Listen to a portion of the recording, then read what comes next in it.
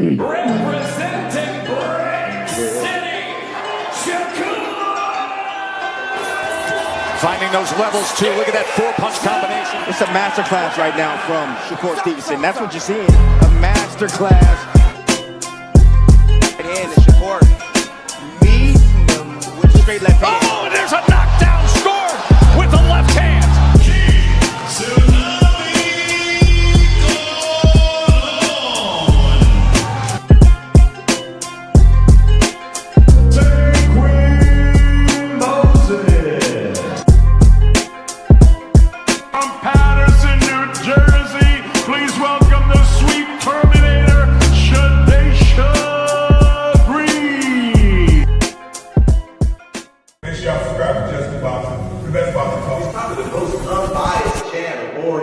Right now, we're gonna give him his just due. Shout out to my brother Jusdueboxing.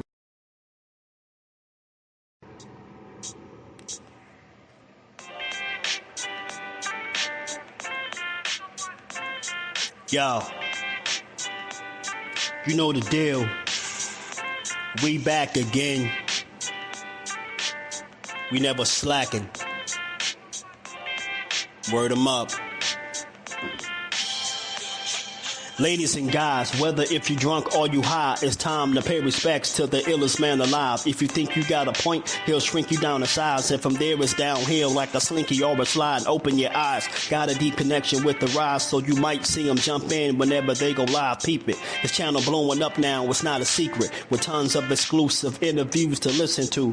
Them other channels I hate, but yo, they missing clues. They start narratives, sip the goose and twist the truth. It don't take a rocket scientist to get the proof. Just click the live at 4 p.m. Eastern time. But when you chime in, make sure you keep it kind. But if cowards want to debate, then it's feasting time. My man Jusdu shine busy all the time.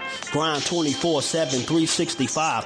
Videos he might have 365. My rhyme sick, they make you do a 365. You get a rich if you think you fit to survive. It's Jusdueboxing, time to click the live. Ain't no beginners, if you soft, you ain't down to ride. I crush you, respect too, it's Jusdu.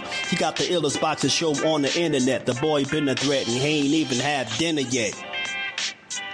Word 'em up. Yeah. You know what time it is.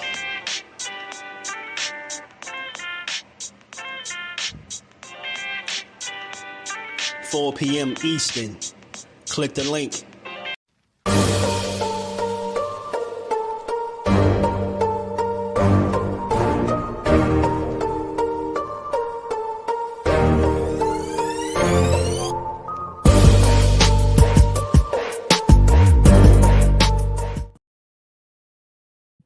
What's good? What's good? Salute to the family. We back on this good Monday to get boxing is just due. Is it safe yet? Is it safe, man? Is everybody all right out there? Is everybody all right out there? Is everybody good? Oh man, is everybody all right out there? You know what I'm saying? Is everybody all right out there? Is this the illest nigga in Nebraska? What? Is you bout it, fool? Who the fuck is you? My name Ike Love, partner. Niggas in Penn heard mad shit about you, baby. Mad shit. Everybody talking, for real. And? So what? Oh, easy, cowboy. I just came to see if we can do something. I brought a gift in the whole nine, player. Nigga, we don't fuck with out-of-towners. Especially silly motherfuckers like you. Yeah, right. Don't get me wrong, he's a great fighter. Like I say, he's no Canelo. Mention me one elite fighter. You? Oh, me. It's gonna be me. So when I beat you, is you gonna be a nobody? When I stuff a mud hole in your ass, is you gonna be a nobody? You gonna be just like everybody else. Watch.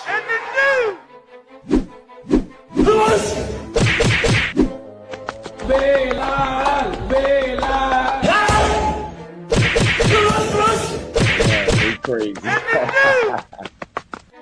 Is this safe? Testing. Is it safe, y'all? That's illegal.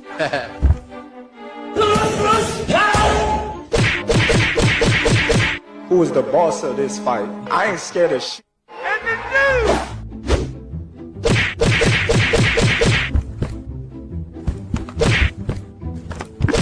In the news.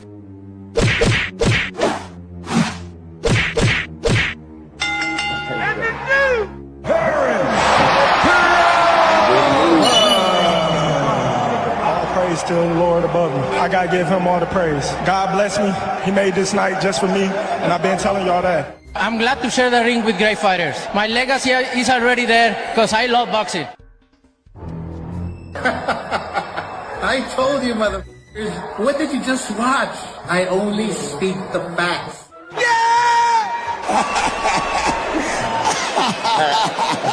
Well, point to the easy work then.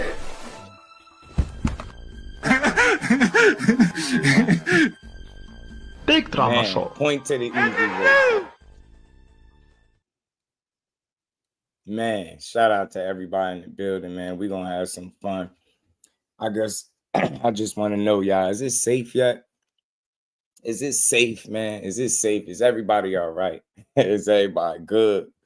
You know, is everybody good? Because, you know, we got disrespected for all of us that was picking Bud, man. We was getting disrespected. We don't know boxing. We blindly picking them. Y'all know we're going to get right into this. They're going to eat this crow today. Where's all the people at? Don't try to tuck now. Don't disappear. Don't start changing your names on the YouTube accounts. Nah. Bring y'all asses back on through. Where all them Canelo people at? Bud don't got a chance. He ain't big enough. He can't take the punches. Bud gonna run. What Bud say? He was gonna run them punches upside his head. Hey, man, we gonna have some fun. Cut, my dog was good with it, man. He said, get ready for the excuses. You can't stop guys playing. You know it. Reef was good. We're gonna have some fun with it. I had some fun with it. 12 threes. My guy was good with it. Yeah, we're the number one Mexican at, man. Jordan, my guy. And Bud ain't never got a box again. And McQueen, the professors in the building. Mr. Empire, my dog, Ghetto Fab. Shout out to Reef. John was good with it, homie. Salute, man. Teach what it do, homie. My guy BJ is in the building. We're going to have some fun stretched out boxing. What it do, homie? What's good with it, man? Shout out to Dante's Boxing Talk. Visitors from another planet is in the building. What's good, my guy? Illest Ninja in Nebraska. Tony, what's good, fam? Says seeing Bud more and more mainstream sport talk shows is good to see, man. I'm glad he getting his just due. And guess what, y'all? He going to get his just due today. Let's get it started. Where's y'all at? Nah, bro. Nah, y'all don't get to talk crazy and high. Lewis, 4,500. What's good with it? Shout out to my brother Cal Cooley for that big cash app, man. Much love. Shout out to Cal, always supporting the grind. And we ain't never got a box again. Well, Right. well. I already been getting these bets, but now it's time for you to get your just due.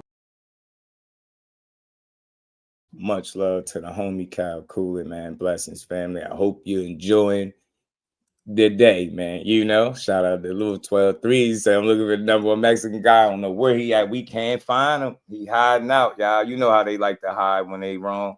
They be loud and proud. They wrong. They hide now. Shout out to Sunchild, my guy. Said just do my dog, Justin, man. I've been looking for. Oh yeah, Bud Crawford. Is that the illest ninja in Nebraska or what? And we ain't never got a box again. Well. I already been getting these bets, but now it's time for you to get your just due. Man, is that the illest ninja in Nebraska? Yes, sir. And now y'all about to be sick. Where they at? Don't try to hide.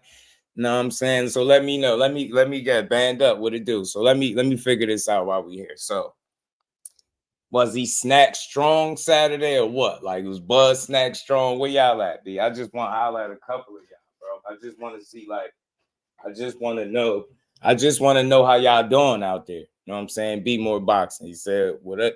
Let's build. You already know. I'm just trying to figure something out. Is everybody okay? Everybody, it's a couple people I'm looking for. Where they at, man? Man, they told us we was stupid for picking Bud. Cornelius said he wants some money. Shout out to John Wick. John Wick said he wants some money too, man. Until you knew it was over by the third round. Shout out to John Wick OG. Shout out to you. Everybody that wants some money, shout out. Now, make sure y'all double tap that screen. Sub to the channel. Support the bill. Shout out to Sunchild putting some color in the chat early. Let's get to this. Let's have some fun. Damn, John said he lost 500. Hate to hear it, but I'm glad that Bud Crawford won. Band Up said he don't want. He wants some money. You know who else wants some money? Let me know, y'all put your money on Bud. I bet y'all won't bet against him again. He said he still need to collect. The way Bud Wild with Canelo at the end of the 12, they couldn't rob Bud, man. Hey, beat a Jordan, BTA, man. Huh? Was Bud on that time? BTA, I think it was, bro, wasn't it? It was BTA. So now, seriously, while we here though, I want to talk to y'all for a sec. Like, was he snack strong? Like, what happened? What happened to his legs being old? What happened to the Gamboa wobbled him? What happened to Gamboa? 135-pounder wobbled him. He really was a 26-pounder. What happened to all of that? Nah. Bring y'all asses in here now. I mean, now we're going to be here for a while. I'm trying to see something, y'all. Yes, sir. This is exactly what I wanted to see. I told y'all I was going to be Jusdueboxing Crawford. Look up on the screen, y'all. Look up on the screen. Look up on the screen, y'all. Jusdueboxing Crawford is at it. You know what I'm saying? Ace, what's good, family? How you feeling? Dante, I heard Bud got 100 mil in the front end, 100 on the back end from some sources. Bud done caked up, huh? What happened to all that? He just wanted payday. You know, his resume ain't good. He ain't fought nobody. Didn't Jusdueboxing try to tell y'all resumes don't win fights? I could have swore, hey, fam. Hey, y'all. Didn't I try to tell them resumes don't win fights? We tried to tell him. We tried to tell y'all he ain't fought nobody. Name me one elite fighter. Name me one elite fighter. See? And look, all of this energy is just to the people that slandered Bud. It's nothing against Canelo. Canelo gave Bud the opportunity when he had a lot to lose. And he went out there and he challenged himself and he came up short. I'm not knocking Canelo for that shit. Wins and losses is part of the game. I still will support him, win, lose, or draw. The next time Canelo is in the ring, I'm going to be watching him. But this is strictly to the slanderous boxing fans. That's all. Know what I mean? Shout out to Canelo and his fans, the ones that truly just wanted to see a great fight and that was going to get a winner or the loser. They just do. I told you the winner and loser was going to get their just do. Canelo is no shade, no slight. He just lost to the better man. I said it all along. Crawford was a better boxer. He was more crafty. He was more versatile, and he was going to show it. I said the only thing he had to answer was, could he take the punch and could he operate with that weight on him? And he answered those questions very early for us. And it was just his fight to lose. He never was in trouble. I think he controlled Canelo. Even Canelo said it. He said he never was able to land with no real clean punches on him. Like, he got boxed. He got a boxing lesson, bro. When Bud said he gonna run them punches upside his head, he wasn't lying, bro. He ran them punches upside bro head. You get me? Like that. These are the kind of fights that you love to see. And if you're a fan of really watching people stand on business, man, you looking at Bud like, man, he is hum. He is hum. It's okay to say he is hum right now, okay? All right? How many times y'all gonna get it wrong, bro? Look, he only had to prove me wrong one time. I told you I wasn't betting against no Bud Crawford. I said it. Canelo is great, but Bud is better. And now it's I think the argument is closed. Like, if they rematched, it'd be worse. I know where all of those people at. Don't disappear. Don't get quiet. Don't get shy. Cat got your tongue. Bug got your tongue. Nah, bro. Keep that same energy. Where is all this? Y'all stupid for pick. Like, yo, we don't listen to Rolly much, but Rolly even went in on the fans, man. Rolly told us. Look, let's listen what Rolly said. Anyone that thinks Crawford has a chance is a complete idiot. They have weight classes for a reason. Too big? Too skilled? Way too big, way too skilled. And it's not, this isn't a skill matchup. It has nothing to do with skill. It has to do with weight. Wow. He was okay until he said that. All boxing matches have something to do with skill. How dare you? He said it ain't gonna have nothing to do with skill, got everything to do with weight. Rolly. If that were true, then you would have beat Tank Davis because you were much bigger than him on fight night and you got cooked. You get me? You got cooked. You got caught with a single punch, and it was all she wrote. You were the bigger man. Didn't I tell people? I said it to anybody that would listen. Skills pay the bills, bro. Skills pay the bills. All this Canelo super big stuff. Nah, bro. Nah. Super big my ass. Bud Crawford pulled off the greatest Jedi mind trick in boxing that I've seen in quite some time. Shout out to Ace, man. And my guy, man. Simply a Mary J. Peace to the queen. How you feeling? You get me? I don't know, man. I don't know, man. This is y'all down bad. Where y'all at? He said, Bud 8-4 in my opinion. I ain't mad at it. I ain't tripping. I like 9-3, 10-2, some shit like that. Cause I definitely watched it again. George was good with it, fam. Joe Quinn, what it do, man? Y'all hit that like button, man. Double tap the screen. We gonna build on this. We gonna have some fun, man. But didn't I tell y'all resumes don't win no fights?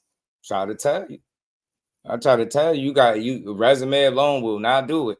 You got to get in there and perform. Didn't I say that? Didn't I tell people I don't care if you be King Kong, Godzilla, and the Incredible Hulk, and then you get in there with Bud Crawford and don't perform up to par, up to standard, you get cooked just like anybody else. Didn't I say that? I said this the whole time. Kept telling people resumes don't that they're not the end all be all.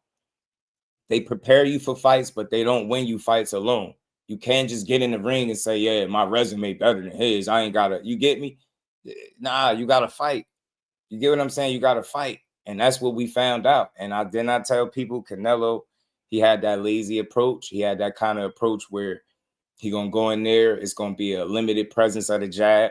And he's just going to try to load up on them hooks and uppercuts. I said this, throwing them wide ass shots. And Bud was seeing them shits from a mile away. You get what I'm saying? I think the most consistent shot was a body shot that Canelo was landing, but he took his offense away from him.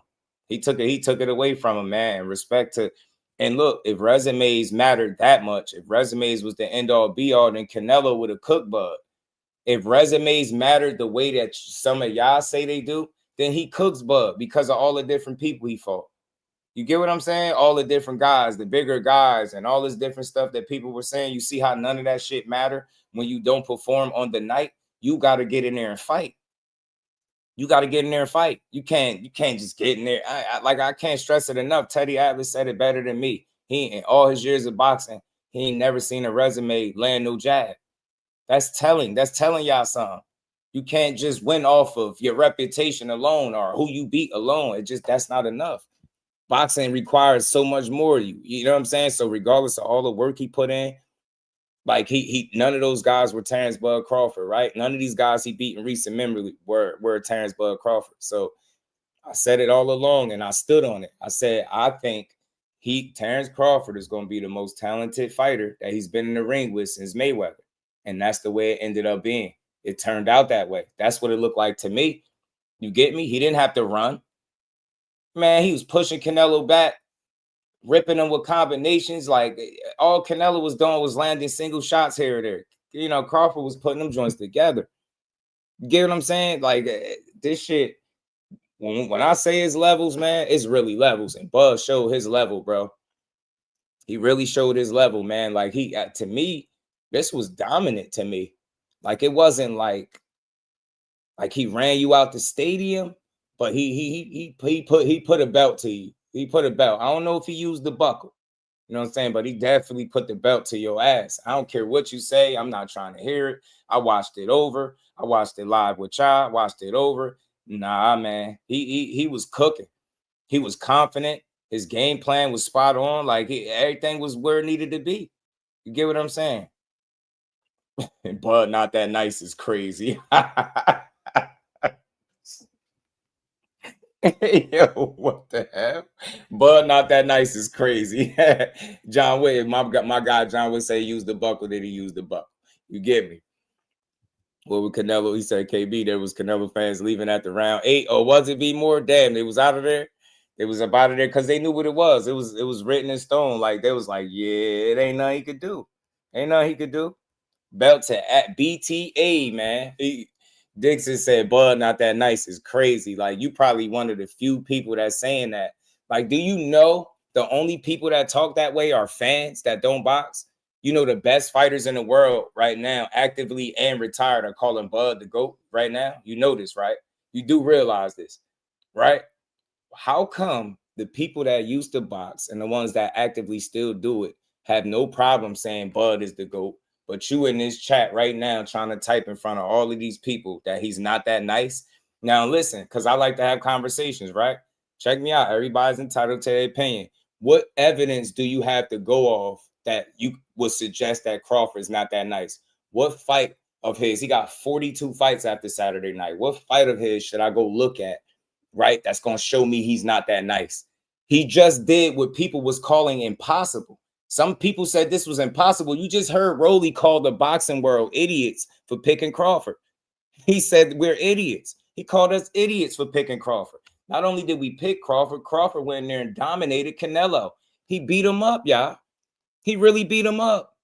This shit crazy. Like, he really went in there and beat him up, swelled his face all up. Yo, Bud put belt to his ass, man. And y'all really, and you really feel comfortable in a chat, a real boxing chat, and saying Bud is not that nice? Bro, can you name me another three division undisputed world champion? Can you name me another one of those? Bro, I could see if you saying like, look, he still ain't my all-time great or my all-time GOAT, but to say he ain't nice is like that's like a slap in the face, bro. What is he then? Can you name another three division undisputed world champion in the 4-belt era? Can you, or is he the only one? He stand alone with that, bro. It's not even close. It's okay to say he the man. You probably still got people you think could beat him, but he's the guy, bro. He's the guy. Shout out to Allen, man. He said, "Hoes be crying." Is that you? Shout out to my dog. Damn, man, you don't like Bud? Man, Crawford was running, but he was running and sneaking in. Damn, you really think Crawford was running? Okay. Shout out to Bo Majesty. What's good, homie? Okay. Eric R, what it do, fam? Came in first in the building. Prediction league. Who sealed the deal? For me, was when Bud said, I stomp a mud hole in your ass. Don't worry, I got you. Y'all double tap that screen. Hit that like button. We gonna keep building. Y'all tripping on Bud. Yeah, I got to put some respect. First and foremost, somebody was in the room saying that I was scared of them. Running weird, y'all. Shit. Yeah, hey, you say that because you're fighting with nobody, and you obviously look like you're a great fighter. What's going on, y'all? But you find out September 13th, this is going to be different for you. And it's going to be different from you as well. Question for Canelo. The last fighters that you fought, they ain't on my level. I fought everybody. The last fighters you fought since 2002. Mention me one. You mention me one elite fighter. Just one. You. Oh, me. Look. It's gonna be me. I don't care about anybody else. And you will see that. You. So when I beat you, is you gonna be a nobody? When I stuff a mud hole in your ass, is you gonna be a nobody? You're gonna be just like everybody else. Watch. Same shit that everybody else been saying since I moved to 147. I ain't fought nobody. Every last one of them stump a mud hole in their ass and he gonna be next. Watch. And come September 13th, I will become the first male 3-time undisputed champion of the world. Simple. What are you talking about, man? Ring Magazine, an undisputed super middleweight champion of the world, Terence. Even Canelo had to accept it, bro. What we talking about? Running weird, running punches upside his head. The only thing he was doing was running up rounds, bro. He was running circles around Canelo, boxing his head off. Check him out. Canelo's name out of your fucking mouth, Terence Crawford. There's levels to this, and he's levels above you. He's levels above you. You guys believe I'm not fucking going anywhere. Moments later. Win, lose, in his best, in his worst, in his awful, I will always be a fucking Canelo fan. Congratulations to Crawford. Canelo is still the best. I don't give a fuck what any of you guys say. I'm not going anywhere. Canelo's still the face of boxing. Crawford winning don't mean shit, because he's still not going to be the face of boxing. I'm not fucking going anywhere. You guys really thought you guys get rid of me? Nope, absolutely not. Shout out to the queen.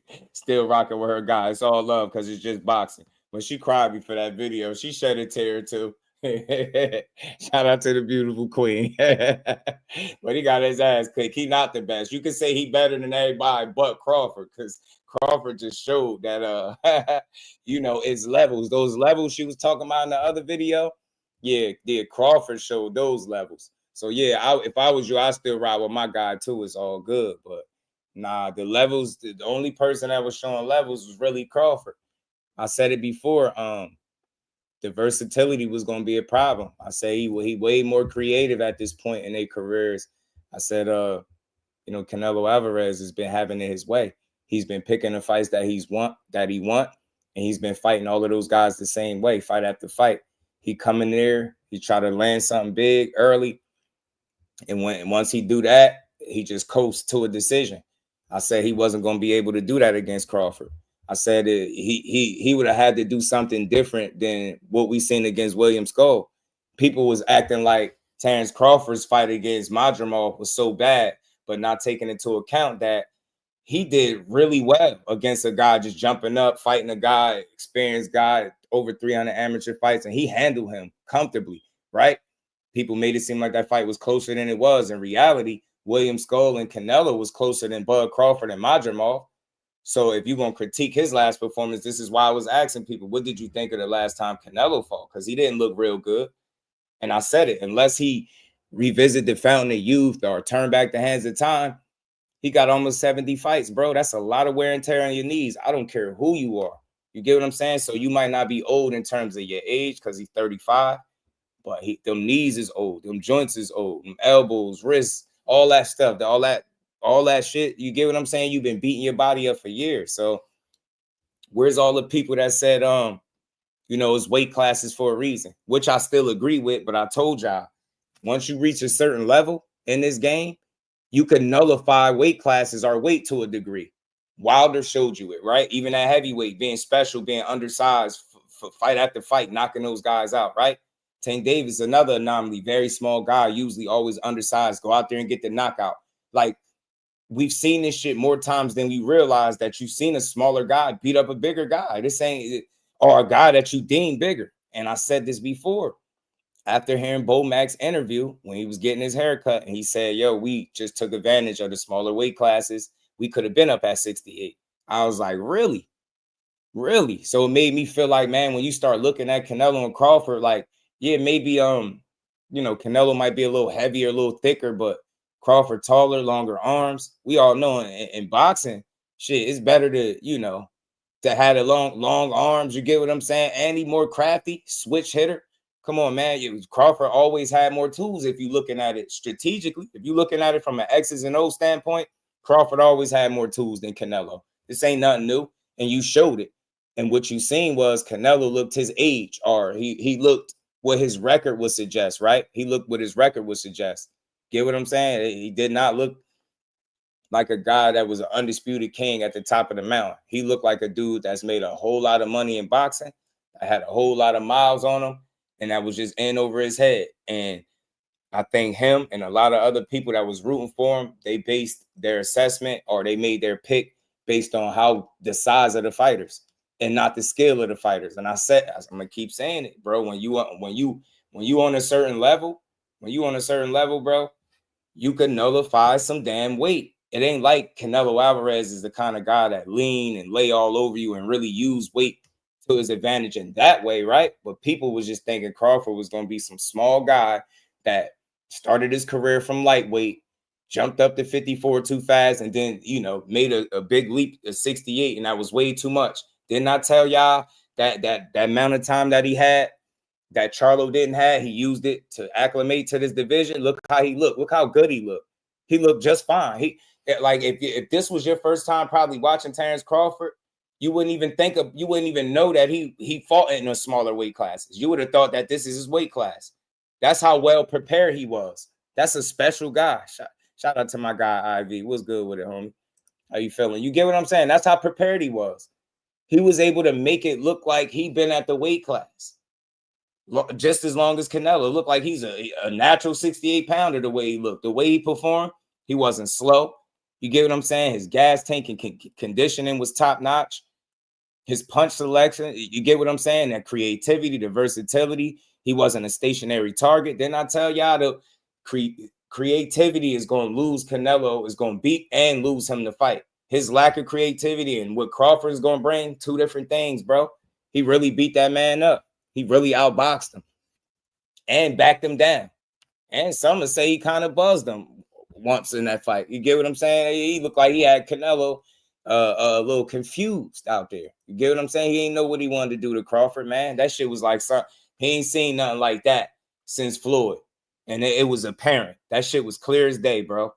And I said this all along. People kept saying, you know, well, he ain't Floyd Mayweather. And he ain't this one and that one. I kept telling y'all, he don't got to be Floyd Mayweather to beat Canelo Alvarez. He only got to be Bud Crawford. He don't need to be nobody else to beat him. And y'all seen that. Did he have to be Floyd? No. He had to just be Terence Crawford. And Canelo was Canelo. And that shit wasn't enough. That, you know, coming forward, plodding forward with those flat feet, no presence of the jab, just loading up with the wide wing and body shots and the hooks. Nah, and he slipped in the uppercut a few times in the fight. You seen it, but that shit wasn't enough. Just wasn't enough creativity coming from him. He wasn't switching it up. It was the same old, same old. The shit looked very reminiscent of his approach to the William Skull fight. I don't really see no difference with Canelo, right? He is who he is at this point. And that and Saturday proved to me why we'll never see him fight Benavidez. There's no way in hell he getting in the ring with that guy. There's no way in hell. Crawford just did that to you, jumping up from 54 to 68. Nah, you did go ahead. That we could get that out of our minds. We never gonna see that shit ever.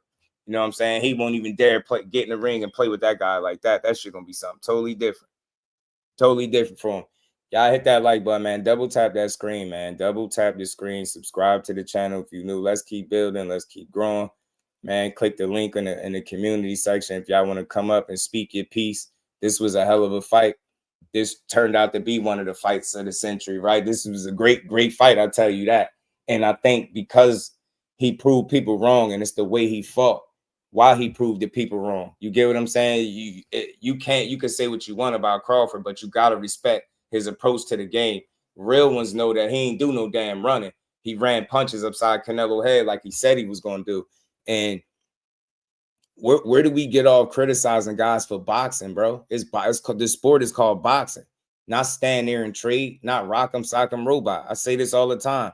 If you saying Crawford ran Saturday, you clearly didn't watch the fight, or you just don't like him, because there's no way he boxed that man. Not even Canelo got out the ring and complained that Crawford ran, because he knew damn well he didn't. He stood there. He gave him opportunities. He backed him down. Crawford took chances in the fight that he didn't even have to take. He could have just kept boxing Canelo and made it even easier than what he did make it. But nah, he put a stamp on it. He put a stamp on it. That 9th round on in them championship rounds, he put a stamp on that fight, bro. He really showed Canelo, his fans, and everybody in that stadium Saturday night that he was better than that man. And it's okay. Sometimes you get in there and you just lose to a guy that's better than you. And that's what he did. Shout out to Cal, who said they're really saying everything other than Bud One. Y'all, it's just crazy to me to be the same clowns hollering that they want the best to fight the best. That's how you know, Cal, it ain't really about that. They you know, I done heard the conversations, like I knew it was gonna start with the snack shit. I knew they was gonna start with the snack stuff. Snack this, snack that. Now, how about ass whooping? How about BTA? You know what I'm saying? He whooped his ass Saturday. He put a belt on him, man. And Canelo had his opportunities. He just didn't do nothing. Even he said his body wouldn't allow him to pull the trigger or whatever he said. He accepted defeat. He know full well he lost. And you got people still running around here talking about how close the fight was, man. If you think Canelo won, you just being a fan, because Canelo himself admitted to losing. Get what I'm saying? He even admitted to losing. And that's just the way it is. It's the way it's going to be, man. He's not a better fighter than Terence Crawford. He politically avoided fighting David Benavidez for one reason or another, while handpicking guys that he deemed to be lesser than him, right? He fell for the trap. You know what I'm saying? He fell for the banana in the tailpipe. He fell for the fool's gold. He looked over there at Terence Crawford. He said, yeah, he undefeated. He got some knockouts, got a good record, but he ain't fought nobody. I could beat him. And he's a small guy. He don't move that much. Newsflash, man. He's better than you. Better than you thought. Better than you. Better boxer. And again, man, his resumes are so subjective, bro. Like, I don't have a lot of people beating him. All of these names that people act like he should have fought. Like, how many of these guys you really, truly got beaten? Like, we just witnessed history Saturday. Just watched the generational talent. And already they trying to put him in there with somebody that they think can beat him. It's nasty work, bro. Y'all ain't no way in hell I'm going to let y'all move on from the fact that we got disrespected for picking Bud. Somebody came through here and said 95% of the blacks are picking Bud Crawford blindly. Now, I wonder where he at today. See what I'm saying? That's why we just watch the sport and enjoy it, bro. Terence Crawford was special going into that fight, and he proved to be even more special leaving out. He proved a lot of people wrong Saturday, bro. A lot. And sad to say, a lot of those people was his own people. Didn't think he had no shot at winning and beating this guy. I told him, man, skills pay the bills, man. It's going to always win over, bro. You're looking at one of the best fighters in the world, hands down. And he proved it time and time again. Now, you know what they doing today? They moving the goalpost. Now it's Snack. He had Snack. Now it's, Canelo is old. And now it's Canelo got 68 fights. We've been trying to tell y'all that. You get me? Been trying to tell y'all that. They said we was still stupid for picking them. So there you go. I hope everybody wants some money, man. Everybody that picked Bud, shout out to y'all, man. Shout out to y'all. Muggs was good with he said pick Crawford. Man, I'm not black. Sport to me, yeah. That goofy guy tried to make it like that. IV said he wants some money. Talk to him, bro. That was not the greatest fight of the century.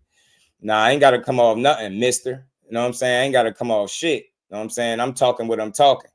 And like I said, when you got your own people doubting you, when you got a lot of the boxing world saying you can't do it and you too small and this too much and the weight this and the weight that.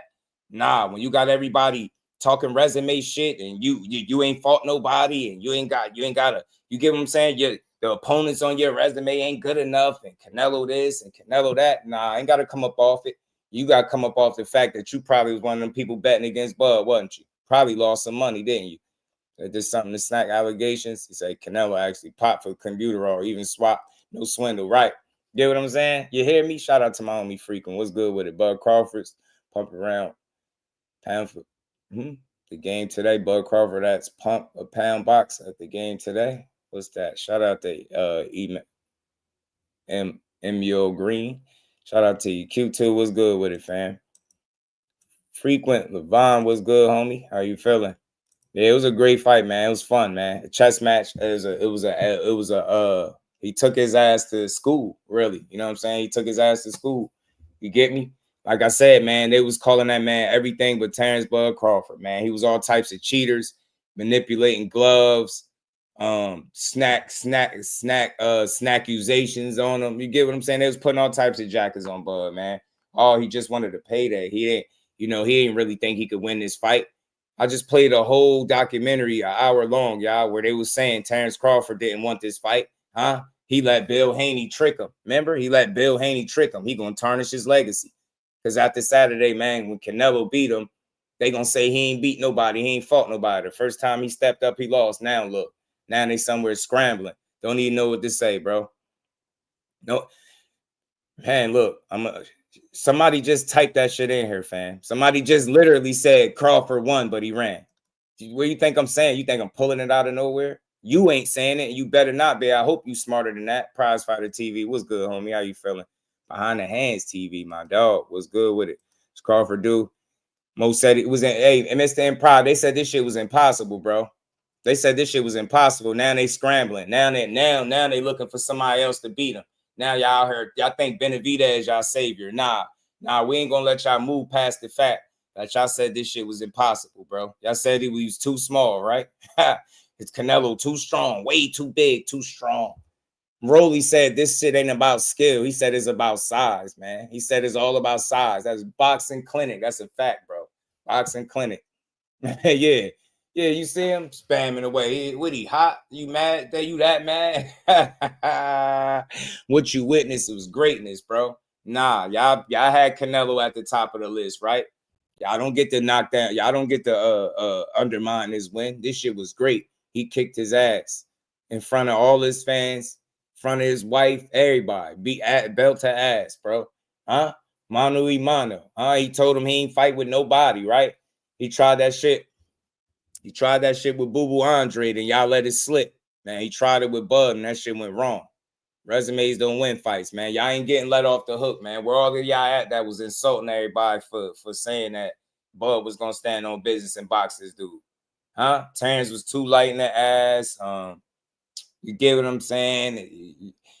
What else? I just, it's the same stuff over and over. Yeah, it was snack. You get what I'm saying? Yeah. You name it, y'all said it. So many excuses other than the fact that he was gonna go in there and box a smart fight and dominate. And he dominated this man. To be all honestly, he dominated him too. He ain't just beat him, he dominated him. He ain't just beat him, he dominated him, y'all. He dominated him. You know what I'm saying? Mopping. Shout out to Justice, man. We're gonna keep building. Y'all double tap that screen. Let's get the likes up, y'all. Let's get the likes up. Them belts got their freedom, independence. Hey, OG, you know it. You know it. Let's see how many counts you got. Yeah, okay. Stay on them, Kyle. Appreciate you, family. We're gonna keep building. He just trying to be distracting. He just like, that's why I know. Look, when people come in here, bro, and they mad that somebody won a boxing match, you just not a fan of the sport. Because it's easy to be like, well, you know, I thought Canelo was gonna win. Good shit for Crawford. And then you move on. But to try to still, y'all still out here trying to prove that somebody just typed Crawford ain't that nice a while ago. He said he not that nice. So what is he then? Like, what is nice in boxing? Like, because Canelo was looked at as the guy, right? Remember, they was calling him face of boxing and all this shit, right? Remember? Face of boxing. Is there a new face, huh? Is there a new face? They don't like that shit, man. They don't like that, huh? 42 have tried, 42 have failed. They don't like that kind of shit, huh? They sick somewhere twiddling their thumbs, bro. Mad as hell at Bud. Huh? Is y'all mad that he got Canelo up on the wall? Yo, there's a picture behind him. Yo, just tell me why you really mad. Y'all seen this picture too, didn't y'all? I know. You seen this shit too. Pissed you right off, didn't it? Internet work fast, don't it? Sitting there bossed up, man. You get what I'm saying? Terence Scarface Crawford. He's sitting there like a damn mob boss, huh? Look, he got Canelo in back of him like a good boy, man, huh? Y'all mad because he made him a picture on the wall, bro. He fooled, bro. He part of the people that got their ass whooped. It's okay, bro. You get what I'm saying? No discrimination. Everybody got their ass whooped. You get me? You know what I'm saying? Canelo was like, man, hey, man, this is how you know Canelo got beat up Saturday. He promoted this entire fight in English. The minute he got beat up, he needed a translator again. Tell me I'm lying. Bro, they asked him questions on the mic. He didn't even speak. He speaks Spanish at all. He just said, nah, he spoke Spanish and said, yeah, you know, I'm going to just use the translator. Bro went back to using the translator, bro. Man, yo, Terence Crawford really beat his ass back to I was born ready. That was the I was born ready Canelo after that ass whooping, bro. Belt to ass, bro. What happened to Crawford was old. He was slow. Legs is gone. 37 years old. Remember, y'all was saying he was 38. Ain't no way no 38-year-old lightweight moving up, beating up Canelo. Canelo beat Kovalev. He fought Beevil. He fought way bigger men. He fought Triple G 3 times. He fought. So, yo, listen, it got so bad. People was like, so you got Bud beating Beevil? So you got Bud beating Danny Jacobs? so Bud to beat Triple G is what you saying. I told y'all he didn't have to beat Triple G 3 times. Bud Crawford ain't have to beat Beevil. He ain't have to beat Kovalev. He ain't have to beat Rocky Fielding or none of these other guys. He only had to beat Canelo. What part of that didn't y'all get? Y'all asking all the wrong questions. Could he beat Danny? He won't fight Triple G. Triple G too big for him. Beevil will beat him up. Benavidez to stop him. He ain't fighting none of them. He was fighting Canelo Alvarez. That same Canelo that got in the ring with William Skull and allowed him to do whatever he wanted to do. Box and move. Nick Ballin was good with it. Crawford is on another. Talk to him, Ray. Talk to him, man. Crawford is on another level. Mutai Ali said, ain't none of them Crawford. You hear me? Not one of them. Omar, was good, homie? How you feeling? Everything boxing, my God, was good, bro. Well, we try to tell these hating ass dudes, hey, ETB, they hated Crawford they hated him into GOAT status. Thank you, y'all. Thank you. Thank you for hating. All y'all hate, y'all just elevated him to GOAT status. Real shit. And now y'all mad at that. You can't put him in the top 5. He ain't no top 5, maybe top 20. Nah, bro. This is a 3-division undisputed champion. And the way he did it is by far one of the most impressive runs that I've got to witness. I don't give a damn what y'all talking about. I ain't trying to hear no more resume talk.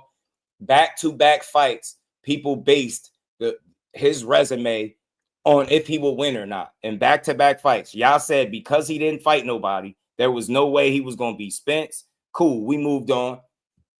You know what I mean? He did what he did. And then y'all said the same thing for this fight. He didn't fight nobody again. He was going to get knocked out. The power was going to be too much. He too old. He started off too small. Didn't I tell y'all Canelo started at like 140? Told y'all they wasn't that far apart. Didn't I tell y'all Canelo Alvarez just beat him to 168? That's what it looked like. That's what it looked like. Now y'all can sit there and cry all you want about this weight bully stuff. I forgot to mention that. Now he a weight bully, right? Now he a weight bully. It's funny how the tables turn. Bro went from being too light in the ass and too small to being a weight bully all in 36 minutes, because that's all it took. He cooked them in 36. Bud put belt to his ass and then gave him his belts back like a G. You get me? Bud gave that man his belts back like a G, man. You hear me? Blaze, what's good with it, homie? Man, yeah. Said, I heard it all. He can't be Sugar Ray Leonard. Yeah, bro. Hey, listen, they digging up the legends of yesteryear.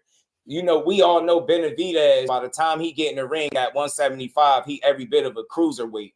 That's who they want him to fight next.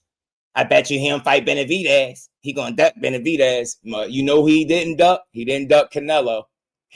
He didn't duck Canelo. He went in there and got that ass, whooped his ass too. Yeah, I know y'all mad, man. I know it, man. It's okay, man. It's all right, man. You don't witness greatness at this level often, man. You should appreciate it, man. Y'all should appreciate it. You don't First see and people foremost, make it. somebody was in the room saying that I was scared of him. I ain't scared of shit. Yeah, hey, you say that because you're fighting with nobody, and you obviously look like you a great fighter. But you find out September 13th, this is going to be different for you. And it's going to be different from you as well.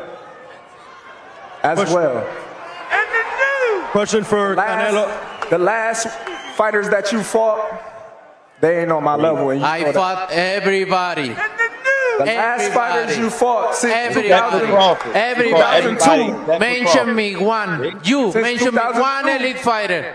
Just one. You. Oh, me. Look, it's gonna be me. I don't care about anybody else. And you will see that. So when I beat you, is you gonna be a nobody?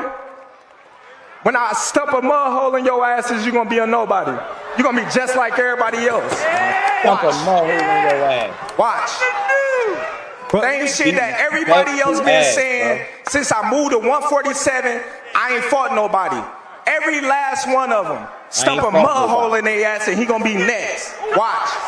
And come September 13th, I will become the first male 3-time undisputed champion of the world. Simple. And no, Ring Magazine and undisputed. That man been trying to tell y'all since 2008, and y'all still won't listen. So listen, man, this live right here is mostly gonna be about giving this man the just due that I feel like he deserved. You can say what you want, but he been standing on business since 2008. You can overanalyze the resume all you want. You would just be weird for doing it. Canelo, even with all of those fighters that Canelo have on his quote-unquote great resume, and I said it, I gave him credit for having, I think, probably the deepest resume actively in boxing, right? But that shit does not guarantee you the next win. You have to perform on a nightly basis with boxing. Like every time you're in the square circle, you cannot get in the ring and rely on somebody that you beat to beat the next guy. right? What Canelo Alvarez failed to realize is resumes don't win fights alone, bro. But Crawford is a guy that, for many different reasons, didn't get the names that you thought he should get. You get what I'm saying? Even some of his biggest haters say that's not even his fault. He fought who he could fight at the end of the day. I can't stay stuck on who you didn't fight, but I can give you credit for who you did fight. And it's crazy because the narrative about the resume should have stopped after the Earl Spence shit. Y'all should have understood right then and there that it's something a little bit different about this guy, where we ain't gonna get all the answers in the resume, but you'll get it in the performances. You'll get it in the work ethic, the grind. You'll get it when you listen to the fighters that actively compete in the sport, and the ones of yesteryear tell you how special this guy is. But y'all keep missing it because you like, well, nah, he don't got the names. Names are just names at the end of the day, y'all. Just names. Just names. Because with all of those people that Canelo fought, shouldn't that guarantee him a win over Bud? Right? Don't matter who you beat. That don't guarantee you the better fighter. And if we was really being honest with ourselves, Terence Crawford been fighting at this level his entire career. His entire career. When Sean Porter said you could see the drop off in Canelo, even though it's a slight decline, you can see it. You can't say that about Bud. Bud been fighting at this level since 08, man. 08, and our championship levels for the longest. And it ain't been no drop off in his performances. You ain't seen it. It ain't been no drop offs. It ain't been like, oh, well, he looked bad in that one. That Madrimov shit was smoke and mirrors, bro. He didn't knock him out, but he still looked good. They said he looked bad. Come to find out, he looked better than ever Saturday. I tell you that. Shout out to Big Dog Willie, man. He said, why are the Tank Maniacs mad about Crawford winning? Jusdueboxing explained why. He said, I think because Shakur is in his camp. Mac Crew is the best in boxing. Oh, you know how that is. It's inherited hate, Big Dog. You know what I'm saying? It's inherited hate. But it's a lot of weird boxing fans today. I think it's deeper than the Tank Maniacs. These people just don't like the sport. You get what I'm saying? They mad. I don't know how you could be mad that the man just made history in the sport, in a fight where people went from saying they didn't want to watch it to everybody watching it. Bud Crawford broke the internet pretty much. He's being talked about more than ever, and it ain't going to slow down, and rightfully so. The man made history, and the only thing y'all could do is come in these chats talking about how, yeah, Bud ain't that nice. So what the hell is he then? That's special. Y'all don't know a generational talent when you see one? Telling you, bro. That's why I say if you Bud, man, retire on a high, man. These people don't appreciate talent, man. They really don't. They scraping and scratching, trying to find the next guy that they think could beat them now. You get what I'm saying? Yeah, now y'all going light heavyweights that's as heavy as a cruiserweight. We know David Benavidez is big as hell, but that's what y'all want to see him fight next because you want to see if he'll lose. Nah, man. I'm glad he went up this 168. I'm glad he took them belts from Canelo Alvarez. I think they're in better hands now. And when he vacate those titles and let them disperse, and everybody got to get to scrambling and seeing who really want to be undisputed next, it's going to be fun, man. Bud Crawford, like I told y'all, him winning was great for boxing because he'll win those titles. I don't see him campaigning at 68. And if you vacate them and they all go free, then you get to see all of those up-and-coming guys get opportunities at those belts, man. Telling you, bro, that's great for boxing because Canelo would have gatekeep those belts until he retired, as long as they would have allowed him to do it. He would have held on to them belts for dear life. Shout out to Big Dog.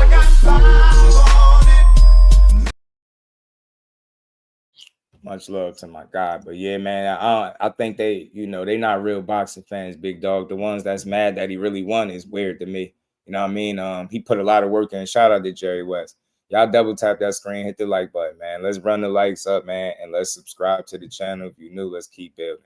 Tony G, Bud is the GOAT, and this my time. Yeah, Tony, look, he is. He one of the GOATs, man. He ain't got to be your GOAT, like, everybody's GOAT, but he definitely one of the best fighters of this era right here. You know what I mean? Tim Layton, my guy, was good with it, bro. Key said Vegas won.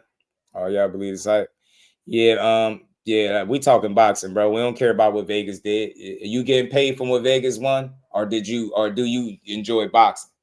Because it's funny how it's about Vegas when it's Terence Bud Crawford winning, but I guarantee you, had he got knocked out, you wouldn't have came in here and said, yo, y'all really care? Vegas won. You wouldn't have said that. You would be talking about how Canelo smoked him. So yeah, we give a damn about it. Yeah, we hyped up that we just seen one of the GOATs of this era solidify himself, because we know how unappreciative and fickle boxing fans are. We know. Yes, we love it. We junkies over here. We love our boxing, bro. And we got to see pound for pound the best fighter in the world dethrone the king of 168 and take everything. Yeah, we hyped up. Hell yeah. My buzz show Clarissa respect too. First male. Yeah. Shout out to Cal Cooley. Yeah. And she went on to say something too. She spoke on it too.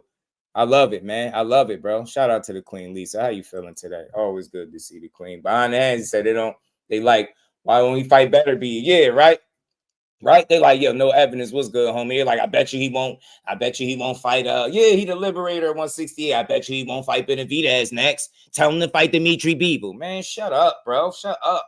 They at 175 pounds. I don't want to hear, and I know what Turkey's saying, but I'm not trying to hear that right now. I'm not trying to hear that. That dude is a damn cruiserweight. You think I want to see Bud Crawford fight David Benavidez before Canelo? The only person he need to be convincing to take that fight is Canelo. I don't give a damn if he lost Saturday. He need to fight him. You don't tell Bud to fight him. Bud, this was a one-off, bro. You know what I'm saying? Didn't I tell y'all Bud said he seen something? He seen something, didn't he? He seen something and he conquered, bro. That shit wasn't even close. Ass whooping, bro. I got more clips. We're going to keep getting to this, man. So many reasons why this dude took an L, man. So many different reasons. Talk to him for a second, man. Let's see what Teddy Atlas had to say. Y'all double tap the screen. That like, but Mike G say Bud proved he's one of the GOATs of all eras. Hey, yeah, Mike G, I think you could put Bud in any era and he'd swim. I do. I think you could put him in any era and he'd swim with the Sharks. He really wanted them. And it's unfortunate that people can't see past this resume talk, right? Like he clearly just showed you why resumes is not the end all be all. He just showed everybody that he had the perfect opponent to dispel all that resume talking. You know what they do? Even after beating Canelo, they still wake up today and still, well, his resume a little shaky. But his performances are not. His performances are not shaky. His track record not shaky. Him standing on business all consistently, that's not shaky. The accolades, that's not shaky. The man made history and we still talking about his resume. That's how crazy boxing fans, they never satisfied, bro. They never satisfied. Usyk beat up the whole cruiserweight division, and then some of the biggest names and the top guys at heavyweight and became undisputed in both divisions, and somebody got up on this panel and said they still need to see more. You can't make this shit up. Bud would be 68 still fighting, bro. But Bud could go to 75 and be undisputed up there, and I guarantee you that. I bet you he won't go to heavyweight like Roy.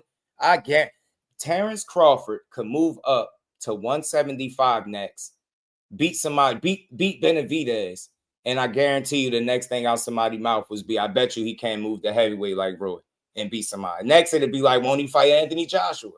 I'm telling you, won't he fight Usyk?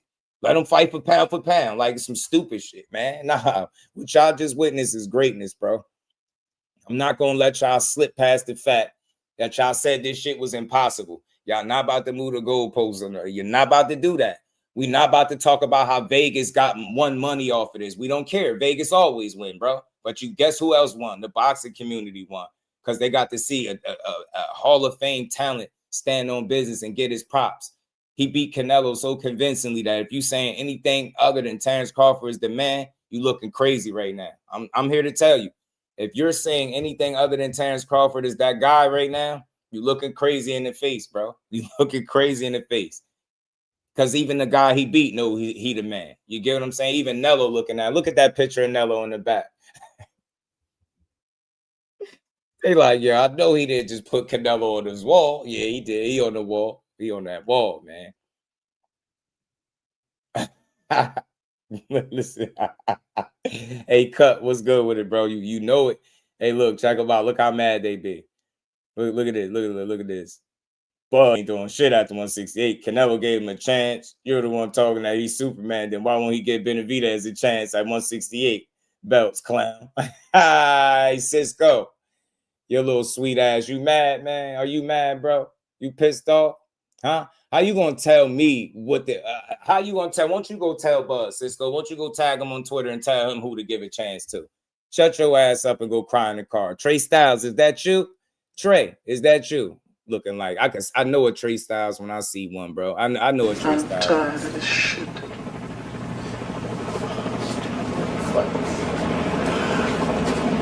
Kill all these motherfuckers. I'm sick fucking tired of shit. Hey, Trey Styles, is that too? So your name's Cisco, man. Calm down. Ain't nothing tough about you. Calm down, Cisco. Huh? Go punch the air, man. That's what Trey did when he was sick and tired of it. You tired of me talking? It's a boxing podcast, you idiot. Click off, dummy. That's all. Your name's Cisco. Won't you relax, man? Huh? You sitting over there, man. You sitting over there with your wrist probably all broke. Calm down, man. You know what I'm saying? Calm down, G. How you gonna tell somebody they talk too much on a podcast where you're supposed to talk? Somebody packs. Somebody, you know what? Nah, you go. I don't even care. Keith said Benavidez is at 175. Dumbass. Tell him again, man. I hope you're talking about him, but tell him again. Won't he get Benavidez a chance? Nah.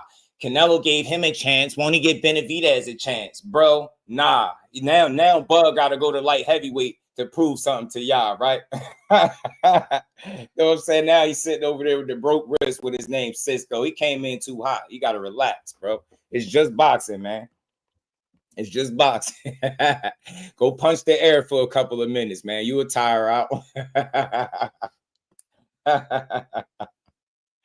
Damn, man. We gonna gloat today, man. Didn't I tell y'all my name Jusdueboxing Crawford for today? Told y'all.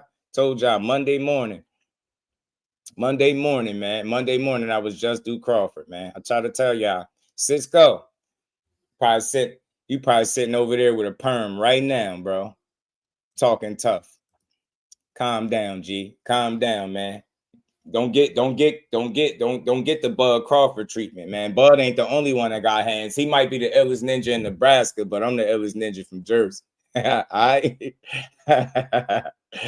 Since Crawford the GOAT, man, you might want to shut up. Crawford beat your idol, man. Who else sad that Crawford beat the brakes off Canelo Saturday? Who else sad, man? Know what I mean? Who else sad that Crawford whooped? It's crazy that you watched a great fight. You watched the guy do what I was saying was impossible, right?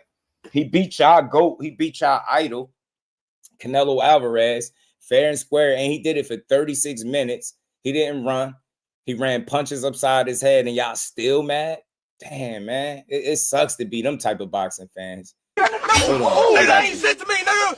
Shit to me, what's up, nigga? Nigga, swing again. Yeah, you're hurt, don't it? Come on. Let's swing. Nope. Don't look at me. I told you not to come out here in the first place. Nuh-uh. Now look. Hey, what's up, you Yeah, nigga, that shit hurt, don't it? What's up? Come on, swing again. Get him. Swing again, nigga. Come on. Yeah, nigga, that ain't shit to me. What's up, nigga? Yeah, that shit hurt, don't it? That shit hurt, don't it? Yeah, keep swinging. No, keep fighting, man. What's up? Keep talking that shit, nigga. What's up? Come on. Canelo ain't want no more. That's for all y'all hating, man. That's for all y'all hating. They mad as hell. They sad, yo. And the fight was free. I don't know what y'all mad for. It ain't like y'all spent no money. That ass whooping was free. Turkey gave y'all that ass whooping on the house, bro. He gave y'all that ass whooping on the house. Yeah, hey Zeke, they like, yeah, I bet you he won't beat up Benavidez. Give him a chance.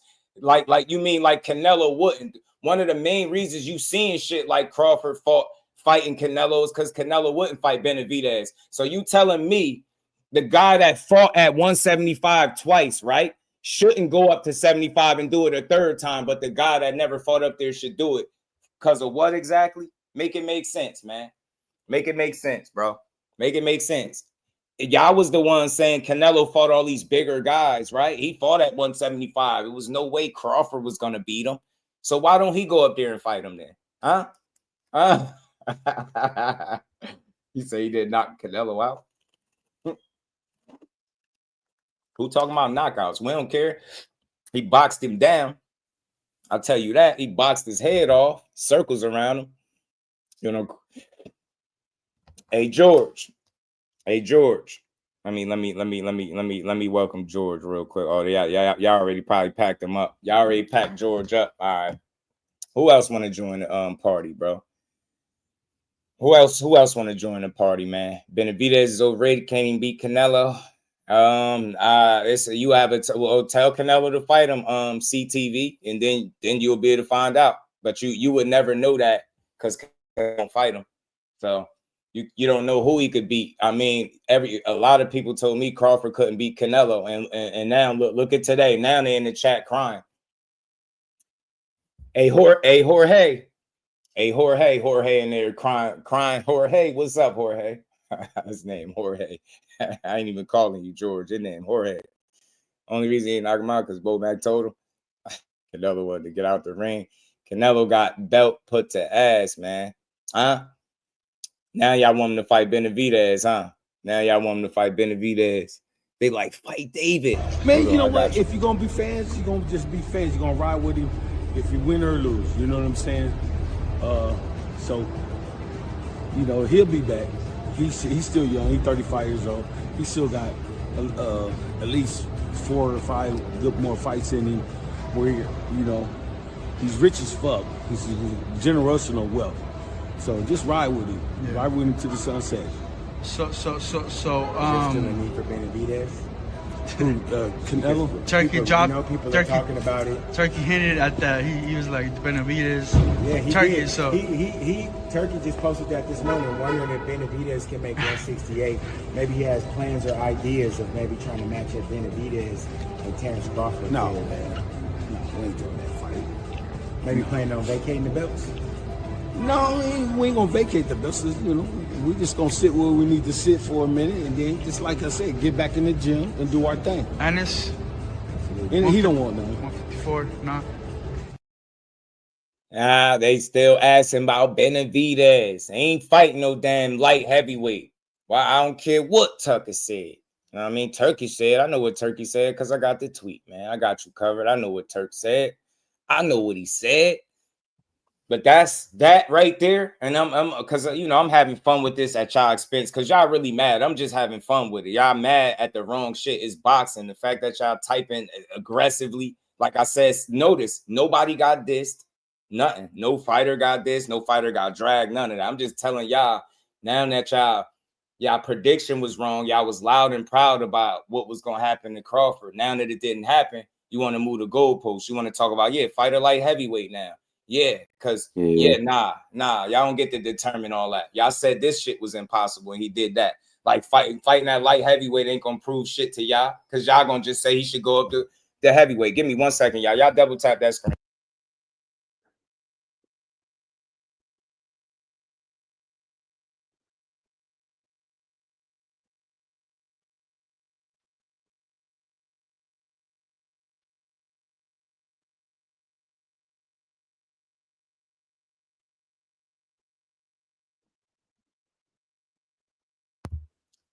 Yeah, so my bad, y'all. I'm back. Said Benavidez Canelo needs to happen. Keith, that joint will never happen, man. After the lesson that Crawford just gave Canelo, it's too much man for him, way too big. He mess around and actually get stopped. That's one fight. After seeing the way Crawford dealt with him, Benavidez would be, in my opinion, way too much for him. Way too much. Yeah. 815, what it do, homie? What's up, bro? Man, you know, just another day with building on this boxing while these people type away, mad as hell. Mad. Yeah, man. That's crazy. How does somebody making history make you mad if you really like boxing? Because, right, they don't like the person who made it. Right. The history, that's what it be. It's crazy to me. You'll be idol worshippers, man, and they feel like the guy who should have won it first, if we go back, especially Bud career, should have been Arrow. He should have been with all the glory. Then you see he took that away. Then now it's Canelo. Bud was never supposed to be in the picture, man. Like, they feel like he didn't have the looks, all this stuff that I'm like has nothing to do with the sport of boxing. And what he did, it made them look silly. They act like you got to have this certain type of mystique and all this to be promoting. You don't, bro. I feel like what people need to learn, stop trying to create these media darlings to create actually great fighters who had an attitude no matter what. I'm gonna win. Right. And man, I was looking at an old little clip of man how Bud was looking so crazy trying to make 135 his last fight. Yeah. Like the shit this man went through for so many fights, bro. Like he could have been damn near not even here. Like the shit he put his body through just to simply be a professional. That a lot of fighters today, and even back then, they really care to do. It speaks a lot of volumes, bro. Ramon was good, homie. Said, "Give me that crown, Earl." Yeah, man. Give me that crown. Yeah, he took the crown, bro. Took the crown. He the man. And they pissed off about it. They shouldn't be. You get what I'm saying? They shouldn't be. That's what they saying the gate did. Is they like, come on, man. Where the boxing That's fans crazy. at? That's great. That's great for boxing. See, y'all stuck on the laws. That shit. Nah, I ain't dissing Canelo. I'm gonna watch him the next time he fight. But I just know I learned something Saturday. What I already felt. He ain't better than him. And Crawford had every tool and then something to be able to beat him. He had more than what it takes to beat this dude. He wasn't in trouble. He didn't struggle. None of that. To me, he looked like he was the man at 68, and it was Canelo that was moving to his weight class. The way that shit looked, the way that looked, you get me? That's special. That's generational. When you see that, like you a genuine boxing fan, you like, man, yeah, I still Canelo, my guy, whatever. But you like that. That was special right there. It was. Yeah, it was. Don't try to diminish it or underrate the performance. Nah, that was special, bro. He fought his ass right there in front of him. He boxed, he moved, he pushed him back. Man, he gave him different looks. Like that was a display of boxing and the sweet signs at the highest level, bro. Remember that you had people questioning if the stage was going to be too much for him, right? If the stage was going to be too much, like people, the observations stadium and people all of this. for real, people it was so off. I'm like, they thought he was going to fight wild and try to exchange too much. It's like, if you watch any above fights, he always stay disciplined and stick to the game plan, whatever his team come up with. And he did the same thing here. Yeah. But what was funny though, he did say he wanted to switch more. And the reason why he didn't even switch, or even because I heard a little Shakur clip. Y'all know you seen that little clip when Shakur was talking to him and they was walking in their room. He was like, man, what he told Shakur, he was basically like, man, I wanted to, bruh. But Esau and Bo was telling me to box him. But I think he also wanted to, which I'm telling you, I predicted a TKO. Obviously, he won, don't matter. But I feel like he could at least drop Canelo in a couple rounds. And I think he trusts his team, and he knew like, hey, I don't want to take no risk and get caught with a shot. But I think he really could have dropped Canelo and really hurt him. And there was a couple rounds, but he I think he just, wanted to make sure get it done. But man, what was crazy too, I touched it on my video. I ain't gonna really touch too much on here. Because I know everybody it's gonna be long, probably controversial. But the fact that Bud needed them last 2 rounds, bro, on both your scorecard, actually on all of them, I think, but maybe one judge. I had Bud winning the last 3. It's crazy work. Like, I mean, bro, Bud, he answered the calling and won them last 2, but that fight was not that close at all, bro. Nah, like I already, like everybody, like what I showed, you probably see my video, but not everybody trying to use the people I've been talking about for a couple years, Jabber, who's way better than Copybox. Like that nigga won every round, bro. Like I don't know why they made it seem like it was 7-5. It was not that close, bro, at all. I say 2-3 rounds being generous. Like to me, I just that is being generous, but it really outboxed clearly. Outboxed every round. Yeah, what I mean, he put a stamp on one of them rounds. I forget one of them rounds it was, but he didn't have too many after that because he made 0 adjustments, and that shit just that game plan was too vanilla. It was the same shit that he's been doing against these other guys. But the problem is, you Bud ain't them other guys. You need more than that. See, that shit worked against those other guys, but you had a much different, kind of talent, I think, in front of you. This ain't no Edgar Berlanga, that's limited as hell. This ain't that. This wasn't that. It wasn't no John Ryder that got the physical size, but not the skill to match it to really be an issue for you. You know what I'm saying? This ain't none of that. This ain't no Jaime Munguia. That's all offense, no defense, but inexperienced, still wet behind. It's none of that. You was dealing with somebody that's on your level. And the thing that pisses me off a lot is we overanalyze resumes, man. I'm telling you, like one person they did this with, I'll just shift gears, Boots, right? I'm not gonna sit here and argue with you that he got the best resume in the world, but I think the answers are not just in his resume, it's in the performances themselves. It's again, if you get in there and beat a guy more consistently than he's ever been beaten, or worse than he's ever been beaten, and you continuously get in there with guys that, yeah, you might be expected to beat them, but when you really just step all over them, you showing me something that you clearly need to be in there with a, you know, a higher level guy, and it's more to you than, you know, than meets the eye. But I think Boots has been a victim of his own, like, talent, skill, shit like that. And I think Crawford, very similar, bro. So it's like with them, you might not have the crazy names on the resume, but you got the performances. And when the opportunities are given to them to be special, they're going to be special. So I think Boots' opportunities is on the way for him to prove that same shit. And maybe people will stop complaining about his resume so much too. You could only fight who's available. You could only fight who's there and who wants to fight you. Right. So I think that's what it was the main with Crawford. difference. And Hell yeah. The main difference though is right. They did their homework. They'll see that that's one of the reasons why him and Bob Arum was having issues. He wanted them names, and when he didn't get it, he got paid because of it. Bob didn't like it. So that's something people don't get. It's like, yeah, I'll be comfortable because you got to pay me. So I ain't about to trip over them fighting either. You know what I'm saying? I'm gonna fight them and go out there, get this dub, stay active. It's like at that point, you got to play the game. And that's what Buzz doing. You know what I'm saying? And the greatest Jedi mind trick in boxing just got pulled. I'm not letting y'all forget how y'all said again. He light in the ass, too small, his chin ain't gonna hold up.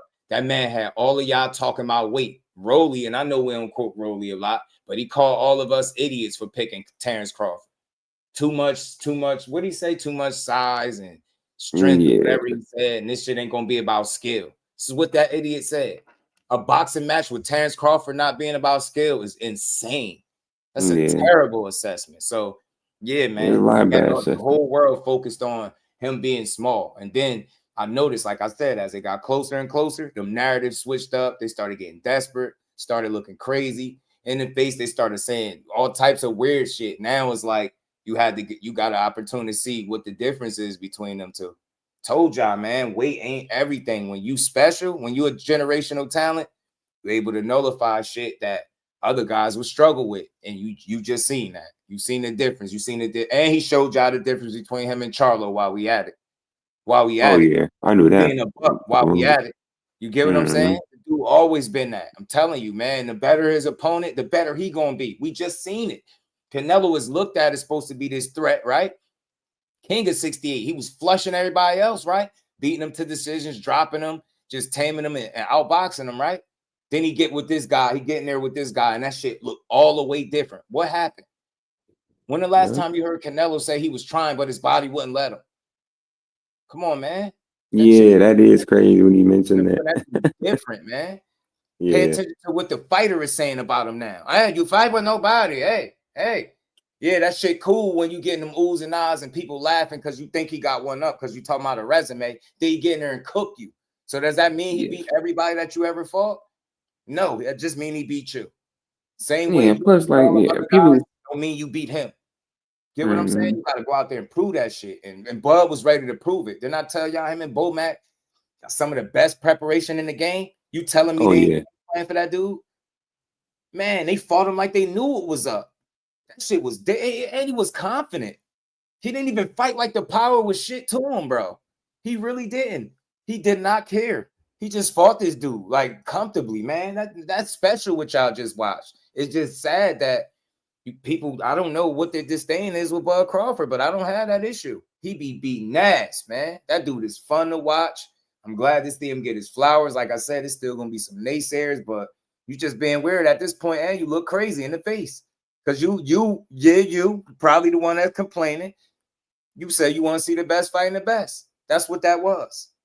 Y'all said Canelo was one of the best. I called him the face of boxing. You heard what the queen said in the video. She said he's still the guy. To her, he's still the best.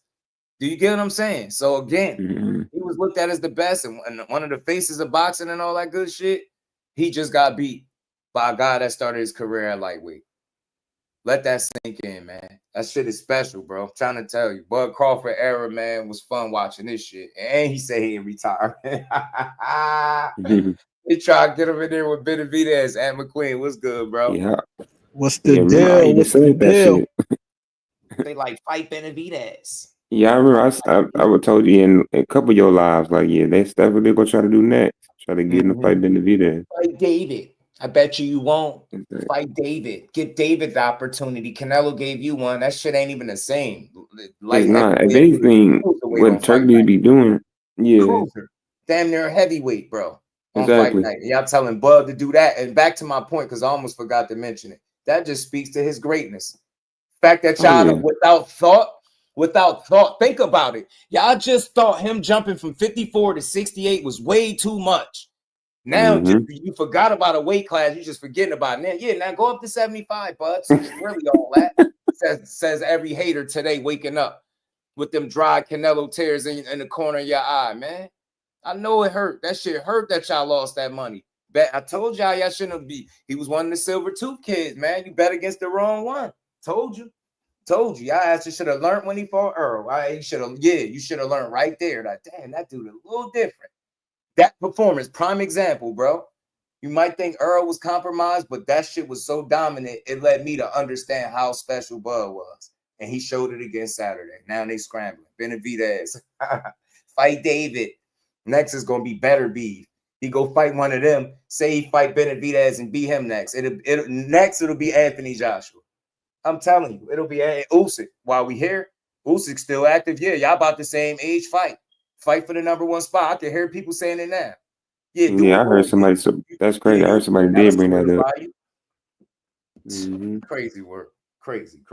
Look at that money that shit just brought in. Why y'all mad today, man? That shit beautiful, man. Boxing winning when it's able to generate that kind of money.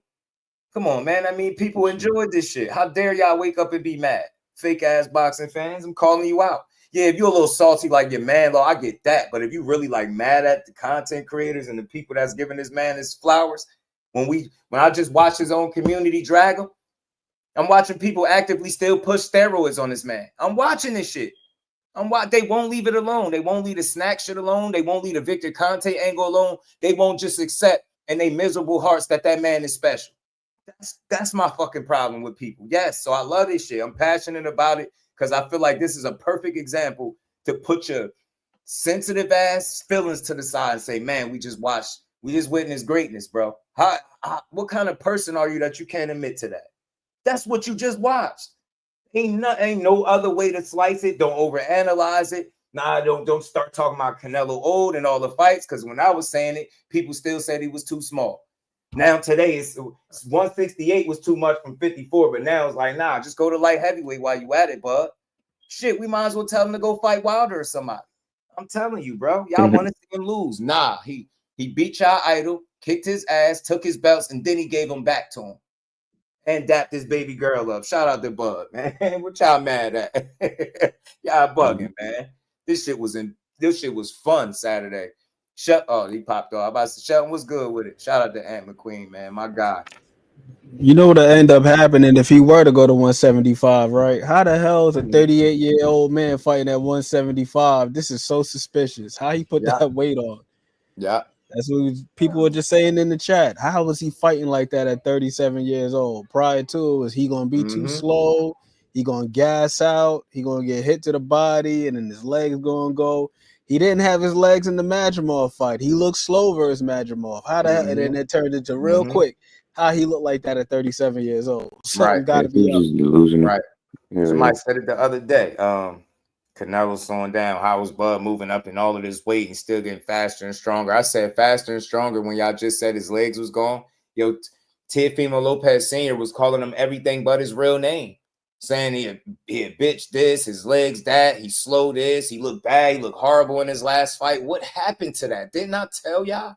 When you special and you put a challenge in front of a guy that's deemed special, generational, they gonna rise to the occasion, bro. Do not be fooled. And Madrimov is a trickier fighter than Canelo at this stage. Yeah, I think so. he do this that little shit, the movement. I think that kept Bud. You get what I'm saying? Honest to a degree. You know what I'm saying? I don't think Canelo was that difficult to figure out. I really don't. I don't. Oh, he wasn't. I really don't. Not the way he fought that guy. I was like, bro, seemed like he figured him out early too, like third, fourth round or some shit. Seemed like he had him figured out. I was like, bro, this shit about to get sticky for this. He boxing his ass off. I don't know, man. Shit, it was pretty much off the rip. It was off the rip, man. He was keeping that mental pressure on him. You go back and just look at from the opening bell when Canelo tried to circle out, he went and he filled the space. Right. He was dictating terms throughout, whether he was on the back foot or coming forward or when they were in the pocket, when they were on the inside. He was dictating the terms from the fucking word go. Mm-hmm. And that's something that Canelo ain't used to. He ain't used to somebody dictating the terms like that.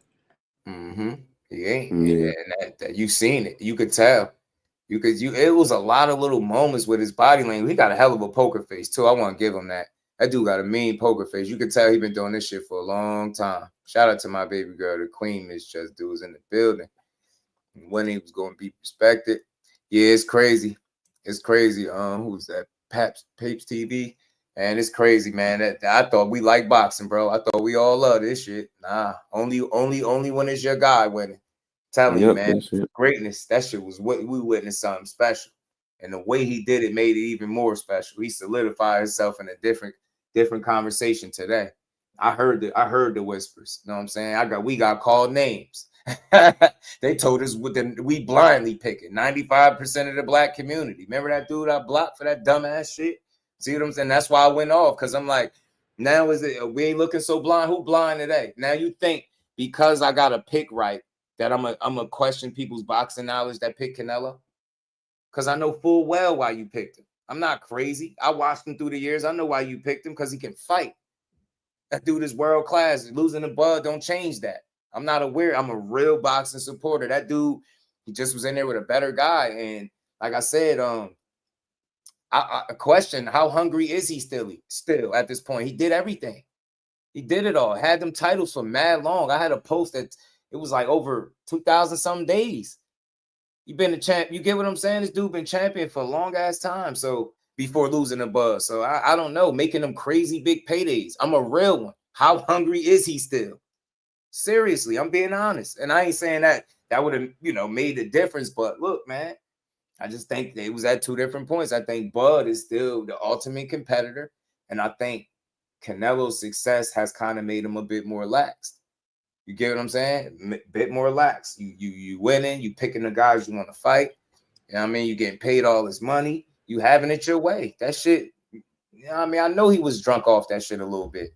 Come on, man. Like, you start nobody, you fight nobody at this or that. It's like, all right, man. Bud, one of the ones, dude. So, I know, man. I'm happy to see him get his flowers today, man. He deserved it. 129-0 was his last. What was that? The last 4, bro.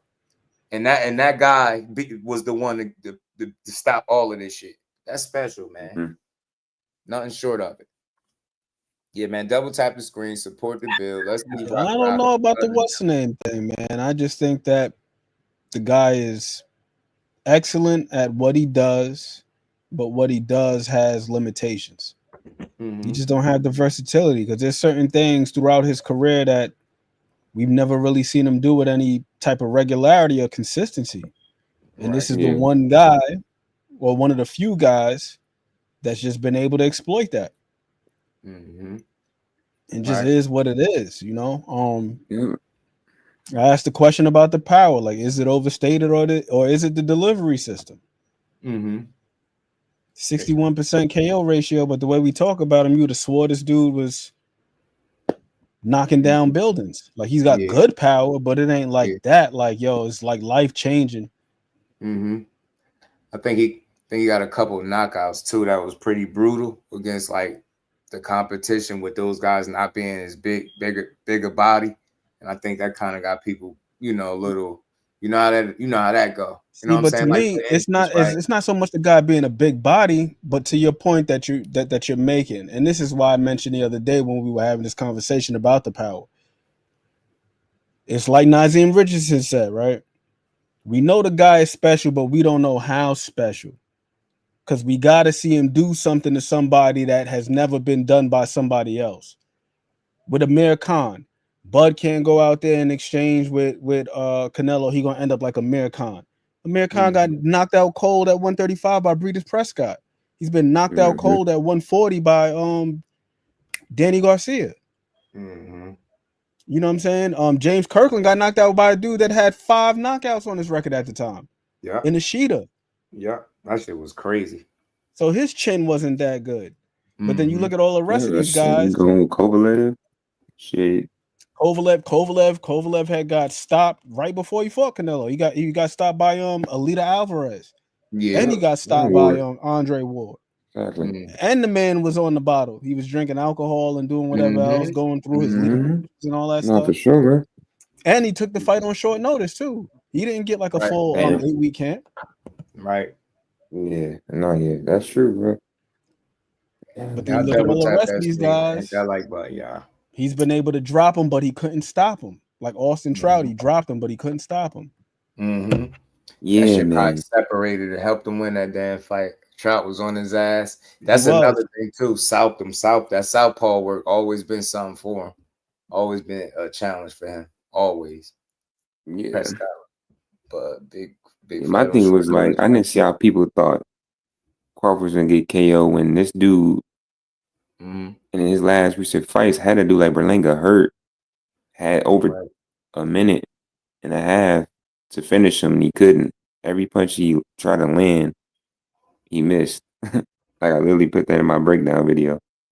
So I don't see how you logically, and these people that I'm hearing saying this shit like he gonna knock out, but they claim they know boxing. They're supposed to be reputable, understand the sport, saying this shit. And I'm like, I don't know what the hell they were thinking or what type of fight they seen that made them think that. But I clearly knew right then and there. I'm like, yeah, he's not going to stop Bud at all. He might hurt Bud, but he ain't even do that, which I figured he wasn't going to do that anyway. So, who ended up stopping Berlanga? Shiraz. Jaime Munguia, he dropped him. Who ended up stopping him? A dude with 5 knockouts. Exactly. Shiraz. You know what I'm saying? John Ryder. Yeah. He dropped John Ryder. Who the hell ended up stopping John Ryder? Jaime Munguia. So that's why I asked, like, is it the delivery system into the? You just made another great point. Like he's an okay finisher. Like he's an okay finisher. He's not bad. He's not horrible, but he's also not a great finisher. He's okay. Yeah, but like to your point, man, I think like shit. It's like the delivery system, like you were saying. Like we have to question exactly what do you mean the type of power Canelo has. Like people thinking he, like you said, he's knocking out literal buildings because he broke somebody over the bone. Yeah, that's cool, man. But everybody's body is different. Everybody's attitude too is different. Man, that mentality Bud had is damn near unmatched, bro. Like he wants to conquer the world. Like you can see it in his face every time he fights. That shit, man. That carries you, man, a long way in this sport, bro. Like that attitude, bro, that mentality, you know. And it was no different tonight, bro. Like that kid, again, he been proving. Like I said, I was just telling Jusdueboxing how this dude, the weight cut, he had a terrible weight cut. I was just seeing it like yesterday. I'm like, it didn't even look like him, and he looked unrecognizable. But again, he was a constant professional making weight. You know, and there's a few fighters, even Canelo, I think, missed weight. There's a few fighters that don't even take it that serious. And this dude, every fight, made sure he made weight, no excuses. And it's like, you telling me that guy is going to be someone that's going to be shell-shocked in that moment, or he's not coming to win?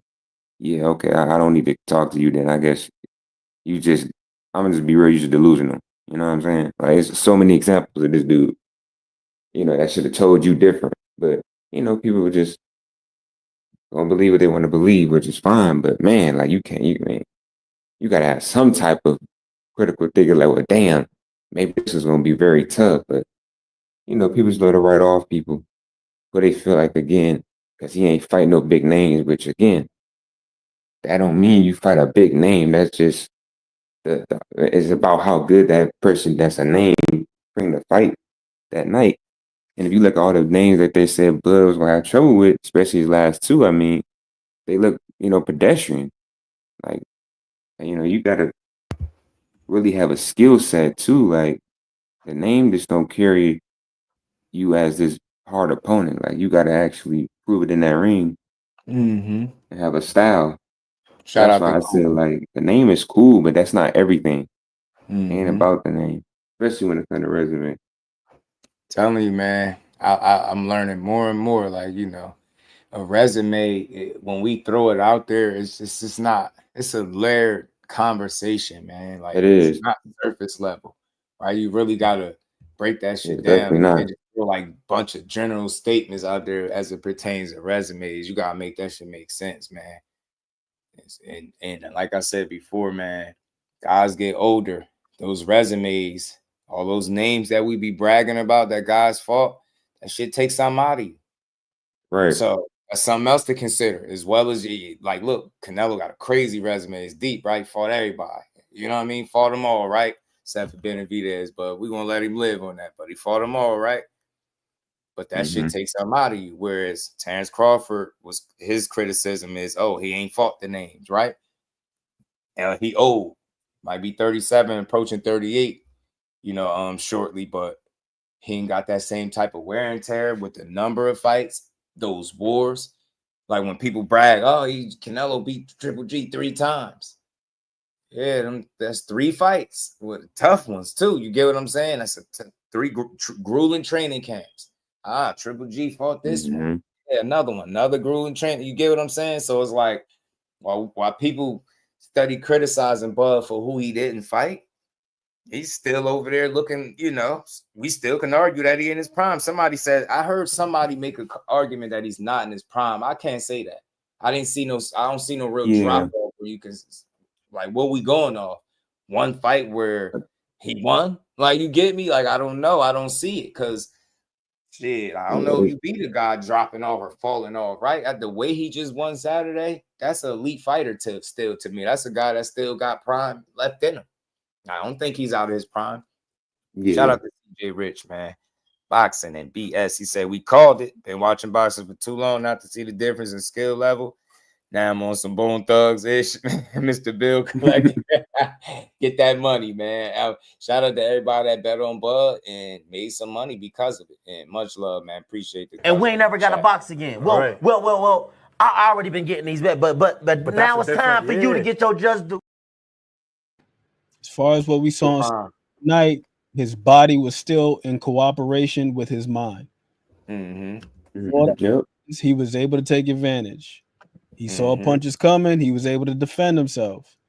He was able to navigate the ring however the hell he damn well pleased. To me, that's what prime is. Your body and your mind being on the same accord.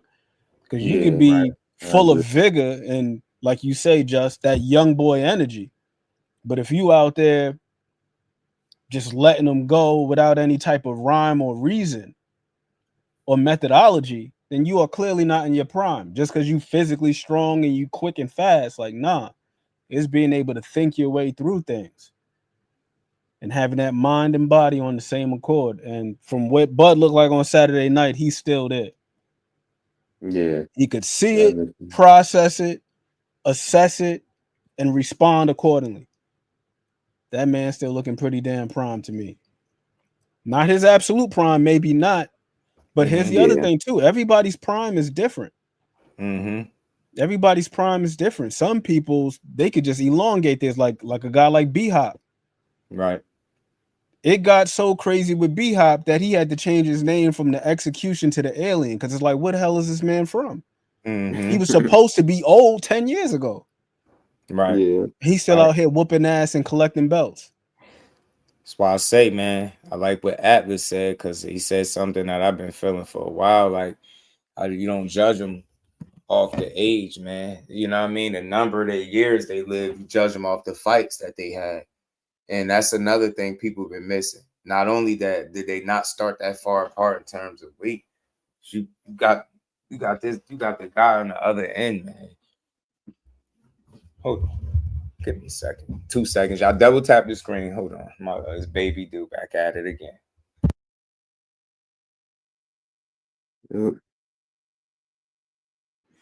But yeah, man, I think it's important as fans. We got to look at these guys when we're making our picks and predictions. Assess them. How does the guy fight on the inside? How does he defend himself on the inside? How does he fight from mid range? How does he defend himself from mid range? And the same thing from the outside. What is this guy's mobility like? Can he move laterally? Yeah. Can he throw punches without overcommitting? Right. JB said Bug can't retire now. He said he not. Yeah. Said he not. They asked him, but they asked him about, is he willing to fight anybody else at 68? He was like, nah, it was just Canelo. You know what I'm saying? Just Canelo. So it's still early. I doubt if he know what the next step is, but what he did do is beat the guy that people said he couldn't beat, and he did that shit in impressive fashion. Now they're gonna move the goalposts. They already moving him to light heavyweight. That just speaks to the testament and greatness that he is, because it's like already we moving him into the light heavyweight division. Yeah, I mean, like I said, it's never enough for people, bro. Never enough. I know he mentioned something in one of these little clips because he mentioned 160. Yeah. We mentioned something about 60, and I'm like, you just never know. I mean, you're already a 5-division champion at this point. Yeah, it's ridiculous, man. How are you feeling? Always good to see. He said Bug can't retire. He might not. Using Tim Bradley, especially, yeah, man. Our dog made, I believe, jumping that many weight classes should be banned. Put on a demonstration. He did. It was special, man. People want to ruin Crawford's legacy. This is why they want him to fight Ben. It's not impossible, but it should happen. Yeah, that's what it is. They want to see him lose. They just looking for the next person that they think could beat him. That's all that is. Dark Kent was good with it, fam. I don't think Canelo got more than 3 rounds, bro. Man, that's tops for me. He was getting boxed. That's being generous. Because it was the same thing. He made 0 adjustments, and he started. It started to look similar to how I think it could look, like going in there with that vanilla game plan, that how he hit that aqua bag. He fight like that. That's never gonna leave my mind, because to me, that's how we fight. And he's still crafty enough at this stage where that shit works against a certain level of opposition or a certain level of inexperience, right? But Bud, again, you might not have the names, but he had the experience. Remember, I kept highlighting how damn near half of his fights is at the championship level. What we keep talking about, you think a stadium about to change the way he fight? You think a few more people yelling is going to change anything? Hell no. Like, you got Crawford completely confused if you thought he was going like that. There was no shot in hell that the moment was going to be too much. And like, we not even talk. I don't even look at them the way I do if I think that was even remotely a possibility, that, the lights would be too bright, as they call it. Hell no. For him, no. That bro came out with a damn guitar case on some Desperado shit. You think he cared about the crowd? He was damn near trying to entertain them extra folk. Know what I'm saying? Bud had the right energy. Felt good seeing him walk out there. I was like, yeah, man, he ready to go, man. He ready. No scare. I was like, why people trying to say they see fear in his eyes? Like, yeah, y'all not watching the right fighter, bro. Because he definitely ready to beat him. And that's also the difference, too. Canelo ain't stepped in the ring with somebody that wanted to beat him that way since Mayweather or a Beaver. You get what I'm saying? Yeah, you Triple G, but you get my point. All these them guys after that, the ones where he was just picking, yeah, I choose you. Like, nah, none of them had the competitive spirit of Bud. None of them. Not for 1 second did he stand in front of this dude like, oh shit, this Canelo. Nah, he was like, man, I'm Bud. Now, it's belt to ass time, man. I'm about to show you that I'm better than you. He fought him like he was proving a point. I'm better than you. Round after round, he's showing it. And then when I seen Canelo try to be friendly and he wasn't beat, I said, yes, sir. Yes, sir. After the 8th round, he was trying to dap him up. Once they just ignored that shit. Well, straight back to the court. Sir, job ain't done. I'm on your ass. After I finished, that bell ring, yeah, we could dap up. And it's crazy because they know right when the bell ring what it is. He knew he lost. Face all swelled up and shit. I was like, damn, Bud was putting it on your ass. He had his right side lumped up in that video I put him in. The 11th round, I felt so bad for Canelo, man. I was like, damn, I never felt bad for Canelo, but that 11th round, I felt so bad for him.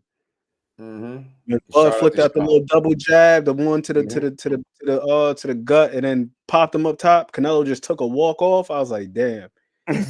He's looking. He's somebody at home probably fooled. Like, see that they ain't even phase him, man. Nah, Shit. he frustrated as right. all on for the people. Mm-hmm. He got My a hell man of a Canelo looked frustrated, man. Yeah. God damn. Yeah. This That joint belt right was here. out. Oh shit, here we go. My I God, got it in he the always back. catches some. Oh my lord. So you can see it. I got you. Boom. Look how he just walked off after this shit. Can he follow up? Still a lot of round left. A minute 30 This shit was crazy. He's like, yo, what is he on out here? On your ass? On your ass? That's what he on. King Doc, what it do? Emmanuel, what's good? I knew about that. Yeah, that's crazy. Shout out to everybody in the building. If you new, double tap that screen. That's how you hit the like button. Double tap the screen, subscribe to the channel. Let's run the lights up, support the grind. We're gonna keep building. This was fun. We witnessed History Saturday. And you know, like I said, watching people drag this man like that was easy to root for him this weekend. It really was. It was like a no-brainer. And it was nothing against Canelo. It was just against the people that you would think like boxing more than what they say they do, but nah, you know. So he was thinking about leaving. Hey, no, he was like, bro, on your ass, right? You just didn't have nobody that's that competitive in front of you. Not no Jaime Munguia. You get what I'm saying? That he got a lot with him, you know, offensively, but it's a lot of openings in that shit. Canelo was finding them, right? Just not with nobody was gonna fight him with the intent Crawford had, right? And intelligence, the IQ. Right, the match his and exceeded, man. He just was smarter than him. He really had him like a step and a half behind. And I'm like, anytime you can consistently have somebody a step and a half behind, that shows your level right there. It really did. Acting like the team Crawford all along. You know how that's going. You know how that go. But you know what's funny? Nah, I think the people that was picking Crawford are around today. It's the ones that were picking Canelo that's silent. You know what I'm saying? That's not gonna pop up and still root for their guy, which is weird, you know, because it's only boxing. Shit. And I ain't gonna use this opportunity to think I know boxing more than somebody else. Nah, I just got to pick right. I seen something different than what people seen. They focused on weight. I focused on skills. That simple. And I feel like, again, like I said, certain level of talent, man, you able to overcome certain obstacles that other guys are not able to overcome, right? I think Charlo is very good, you know what I'm saying? But it showed, is he great? But I think Bud is. I never said Charlo was a generational talent. I used to say that about Bud. Get me? So it's like, it's a difference. He showed you the difference too, right there. Got to see it again. You know what I mean? It's almost was dressed up as the same kind of fight. And the difference is Charlo was a career 54-pounder. Bud had one fight there and moved up and still was able to do this shit. Why? It's because he's special, bro. You're not able to beat a Canelo Alvarez Saturday night or anything less, in my opinion. Especially on the cards, where you actually win it on the cards against him. Think about that. It was people thinking, like, remember the Tim Cheatham shit? Remember that? We was worried about that, Tim Cheatham and these bogus ass judges. Yep. And look, when you remove their ability to cheat you, that tells me how good you are. I promise you it do. To me, that speaks volumes. Like you make it to the point where they can't even try that shit if they wanted to. It'd be like too blatant where it's like, nah, we all just watch. Even the guy on the other end know he lost. Like when the bell rung, he knew he lost. Like that was a fact in Canelo's mind. He was like, yeah, he got me. He got me. He got me. He got me. And he was very accepting of it too. He was like, bro, I tried, couldn't do this, couldn't pull the trigger. He beat me. Just gotta accept it. I said, yeah. Respected Canelo even more for not being a sore loser. I didn't hear nothing crazy that turned me off. I heard, you know, he accepted the fact that he just lost to the better man. And he said I don't know. I think he sounded like it's a possibility that he could, you know, I don't know. I wonder, do he feel like he got that 3 to 5 years that he was talking about before after this? Because I'm going to tell you what, the way he looked out there, The first fight, maybe it was Crawford too. This is the first fight where he looked like a guy with almost 70 fights. He looked like a dude with almost 70. So I support a win, lose, or draw. I doubt if he retire off a defeat like that or anything like that. So I don't know where he goes. It'll be interesting though, because I know they didn't expect for him to be going beltless. I know it, right? I know this was like a monkey wrench. He threw a monkey wrench in their program. So I would like to see where he go from here. You know what I'm saying? It'd be interesting to see, because what's the motivation? Do you try to get the belts back, right? You know what I mean? Think about it. You know this ass whooping, or this fight was sealed. You know it was like he stamped it, because they ain't even talking about rematch. Remember all that rematch talk? Remember the draw talk? It'd be a draw, man. The money, they might want to do a rematch, and man, he beat him so convincingly, bro. And again, I'm gonna say it. I know I said it, but I'm saying it again. This shows you how great Bud is, bro. He beat Canelo. He beat Canelo so convincingly. They ain't talking about no rematch. The judges, bro. Turkey talking about David Benavidez. He out here talking about, can David Benavidez make 168? And that is my problem. If you got to ask the question, that's already a no for me. Do you think I want to see him squeeze himself back down to fight Bud? And if he was to do that for anybody, it should be Canelo. That's what I'm saying. I think he might be talking about for Canelo. People think I think it might just be simply he trying to make that Canelo Benavidez fight. He said it somewhere. He said it. Oh, he said Bud? Yeah, he was talking about football. And nobody wants to see that Turkey. Oh, wow. Okay. Yeah. He talking about football. He better get the hell out of here. We don't want to see that. Because think about it. Like, shit, Bud ain't campaigning there. You know what I'm saying? Right. And I just feel like David is huge, bro. I think he way too big to even be suggesting that Bud have to fight him. Like, again, that shows you how great he is. Because without thought, Turkey, like, you know what I mean, 68 or not, bro. Once he went up that big, just imagine how heavy he is after he rehydrate. Now you tell him you want him to shrink down? Nah, I don't want to see that. And that wasn't the fight that you were supposed to deliver us. I know you changed your mind, but that wasn't the fight. It was Benavidez and Canelo. You know what I'm saying? Like, nah, Bud should do whatever he feel like he want to do now. After the dethroning that man and doing the impossible, bro, that man his next fight should be in Omaha somewhere. Seriously, for the people. I'm telling you, bro, he just did that. I don't want to hear shit. Bud Crawford slander today after that fight is insane. Like I said, I can't see your faces, but at the slander, you looking crazy in the face, bro. Like it's crazy, bro. It's a good day today, man. Grip getter, he said Charlo didn't have that heart. Charlo had the heart. He just didn't have a game plan and the strategy or the IQ, respectfully. You know what I'm saying? He got the heart. Yeah, you got to be intuitive, man. You got to be intuitive, and you got to be responsive. You also got to be proactive. So I mentioned that what's the name fight a couple weeks ago. The first fight with Brian Castano. It played out damn near the same way the Canelo fight played out. And here's the thing, as the old saying goes, good fighters can capitalize on mistakes. Great fighters make you make mistakes. And I think that Charlo is the former. If you put yourself out of position, he can do something with you. But he's not the type of guy that's going to fake you out your spot like Bud is. Right. Like Bud will hit your ass with a damn foot feint, make you commit, half step back, drill you with a shot. Like you see when Canelo went to go land that right hand, when Bud is along the ropes and he put that stiff ass left hand on him, snapped his head back. Yeah. You seen when he had Charlo in a similar position, what'd he do? Charlo just shelled up, and then Canelo hit him over the top of the head with the damn shot. Then he had to take the knee. He had him in the same I was position. about to say that. And that's why I always say, like, Bud is just his creativity, the instincts, like versatility, knowing what to do, having answers for things. You get what I'm saying? Charlo's answers for Canelo's attacks was to, like, shell up, like you was mentioning, and just kind of brace for impact. Nah, Bud had moves. You get what I'm saying? He had answers. It was never really no points where Canelo got off and he didn't have an answer for it.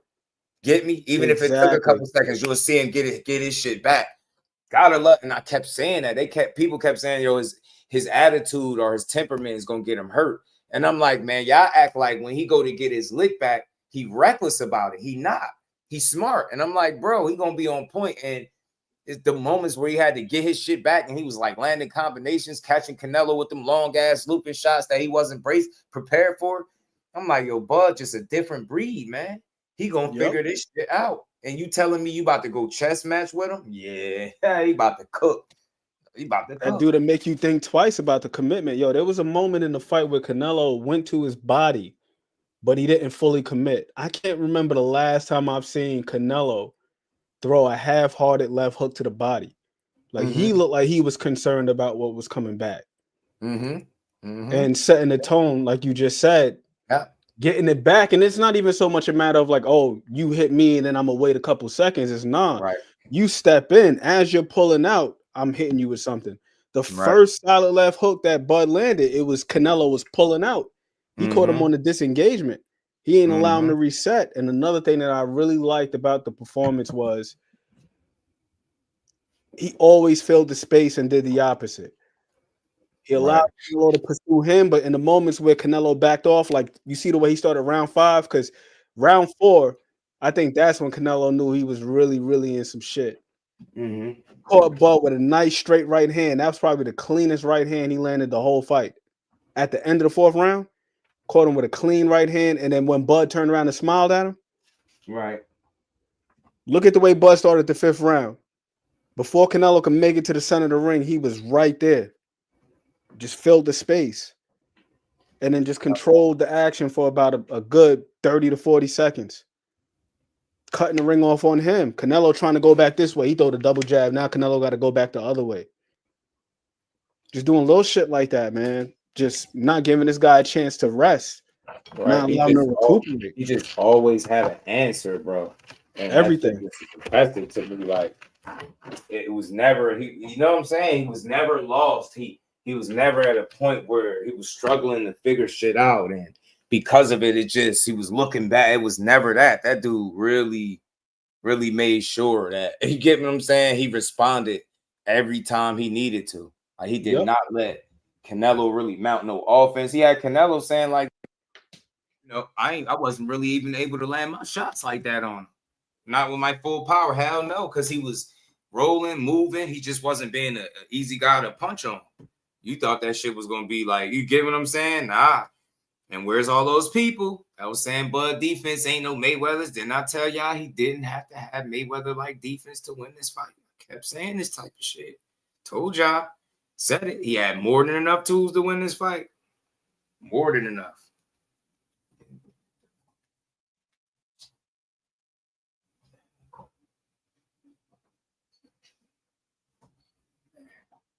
There we go. My bad. So I want to see more Lester now. Yeah, man. Millie said Bud is a master chess player. He's awesome, very talented boxer. Absolutely, man. Look, y'all new in the building. Double tap that screen, hit that like button, sub to the channel. Let's keep building. We ain't going nowhere. We're going to talk about the rest of the card too, but y'all know I probably had to have some fun with this one personally because it got crazy, man. It got crazy, bro. I never thought that at 25 we'll be like speculating if Bud is dirty. I never thought that. It's like, man, I don't even know where that one came from.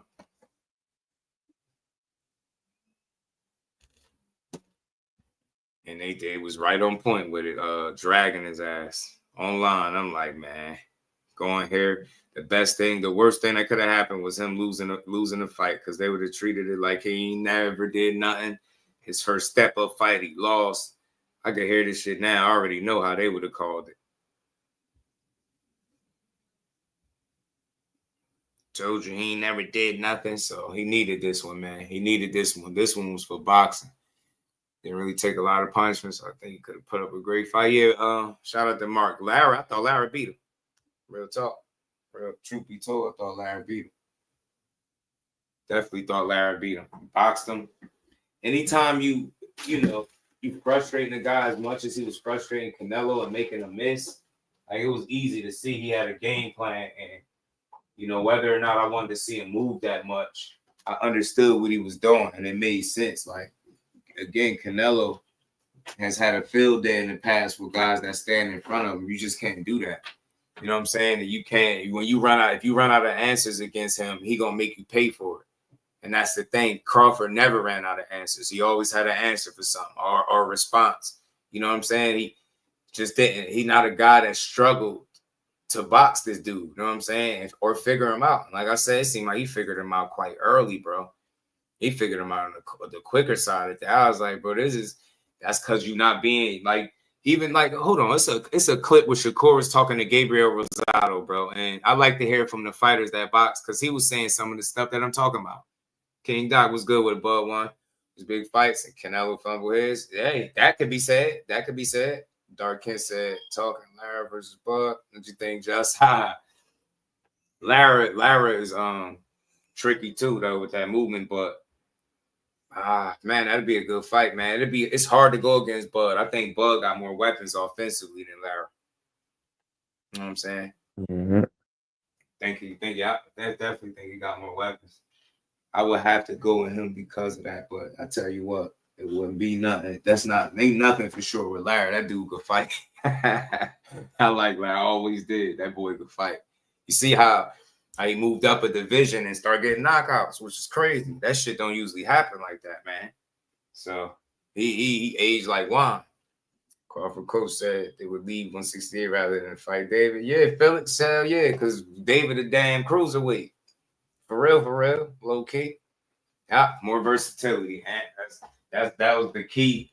One of the key things I was focusing on as to why he was gonna beat Canelo. The versatility, man. Creativity too. Bud could put some shit together, man. Hold on. Let me play this clip though. Show y'all listen so y'all can hear what Core Stevenson was saying about breaking this down. He said, Teo Cook Shakur. Young stunner. You gotta get in there first, bro. Gotta get in there See first. this going. Distance. I think Canelo got a great defense. All right. Yeah, he do. Yeah. He do. I think it's actually gonna be very tactical. Yeah. I mean, Canelo with the head movement, and then I feel like Crawford, it's not really the head movement, it's the feet. He know how to get in and out. Right. See, we talking boxing now. Look. Yeah. I think Canelo offense is where he weak at. And people gonna think I'm crazy. They're gonna be like, yo, this is talking. I'm really not. You think because he load up? Load up too much. Yeah. And he kind of do some of the same things over and over. Like, go watch that Williams School fight. Yeah. He threw the same combination the entire fight. Yeah. It wasn't like, okay, let me do something different to figure out what's going on. But you know what? I think he did an okie doke in that fight. He might have. I think he purposely fought like that. I think it was a fight that he was like, ain't no need for me to switch gears. I'm going to just stay right here. I know Crawford fight next. I'm going to let them think. Let me ask you something, though. You being a fighter. Yeah. If you could get a guy out of there, or you could put real punishment on a nigga. Oh, no, for real. Don't play with your food. Don't play with your food. That's what I think about that fight. I don't think he was just playing. I think he had real trouble hitting that guy. No, he keeping him. I think he did too. So you see what Core was saying there, though, is on point. Like doing the same things over and over again, being predictable. Yeah, I put that in my that's what he breakdown. was, and I feel like you've seen it in the last handful of fights. That predictable, like nature, like he just do the same shit. But those guys' IQs are not on the level of Terence Crawford's. Their preparation and their corner is not a Bomac. It's so many little, contributing factors, but that same shit also rocked Canelo to sleep because the same shit that's been working these last handful of fights, it's going to be extremely difficult for him to just transform and not do this shit now. You get what I'm saying? Like, shit, this muscle, man, you getting in there fighting like this at this point, right? You just doing the same shit over and over, and that predictability will get you beat by a guy like him. You get what I'm saying? That's good at picking up on patterns, great counter puncher, really good eyes, reflexes, his decision making, man, instincts, all this is understanding of the game, foot placement. Your Bud is just it, bro. Yeah, I don't know what he can do in the ring.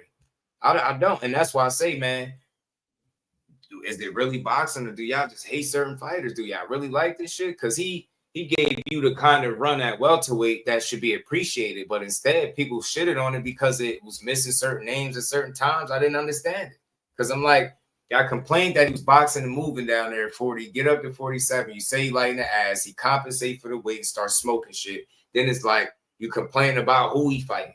Oh, well, the only reason he did this, he fought this one with a half a leg, and this one was this, and it's like, Man, this dude been proving y'all asses wrong since 2008, bro. Seriously, we in 2025. Can you please do the math? That's a long fucking time of proving people wrong. And guess what they still doing today? Nah, well, Benavidez. It's like, man, what? Shut up, will you? Like, bro, then he beat him. Then it's like, well, I bet you won't go to heavyweight like Roy and fight Anthony Joshua. Like, y'all would never stop. Shout out to my brother Mike Kirk. He said it felt good being a Crawford supporter for this fight. Anytime Canelo lose, cool with me.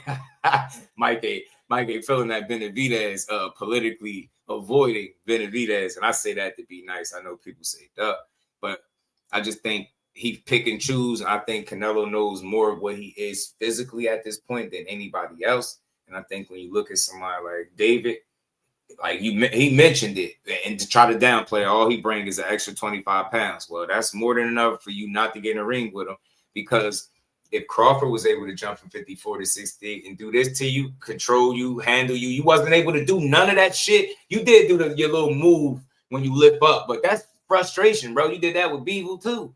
But other than that, you wasn't able to do it to him what you usually do to everybody else. You wasn't able to do it. Canelo won 200 million. I mean, look, he ain't no loser. Shit, he ain't no loser. Shout out to my brother Mike Kirkwood, man. Yeah, man. He politically avoided, but he bring more than just that weight. A big body that you don't want to be in front of. Like Beaver was too much. What you think Benavidez is gonna be? And he even bigger and throw more punches. And he's like his style is different. He's more of a like he gonna beat on you. And I don't think he got the legs, the upper body movement, and all the head movement and all that shit right now to avoid that. I think Benavidez would chew him up. And I think that'll be the first time we might see him in a position where he could get stopped. I really believe that because of what he does at this point versus what I believe Benavidez is. And I've seen moments in that fight with Bevel, just putting them punches together on him. And he was trying to like let the crowd know that he was good. I was like, bro, he beating you up. And just imagine David on the other end. He gonna give you exactly what you want. You gonna stop and do that and sit there?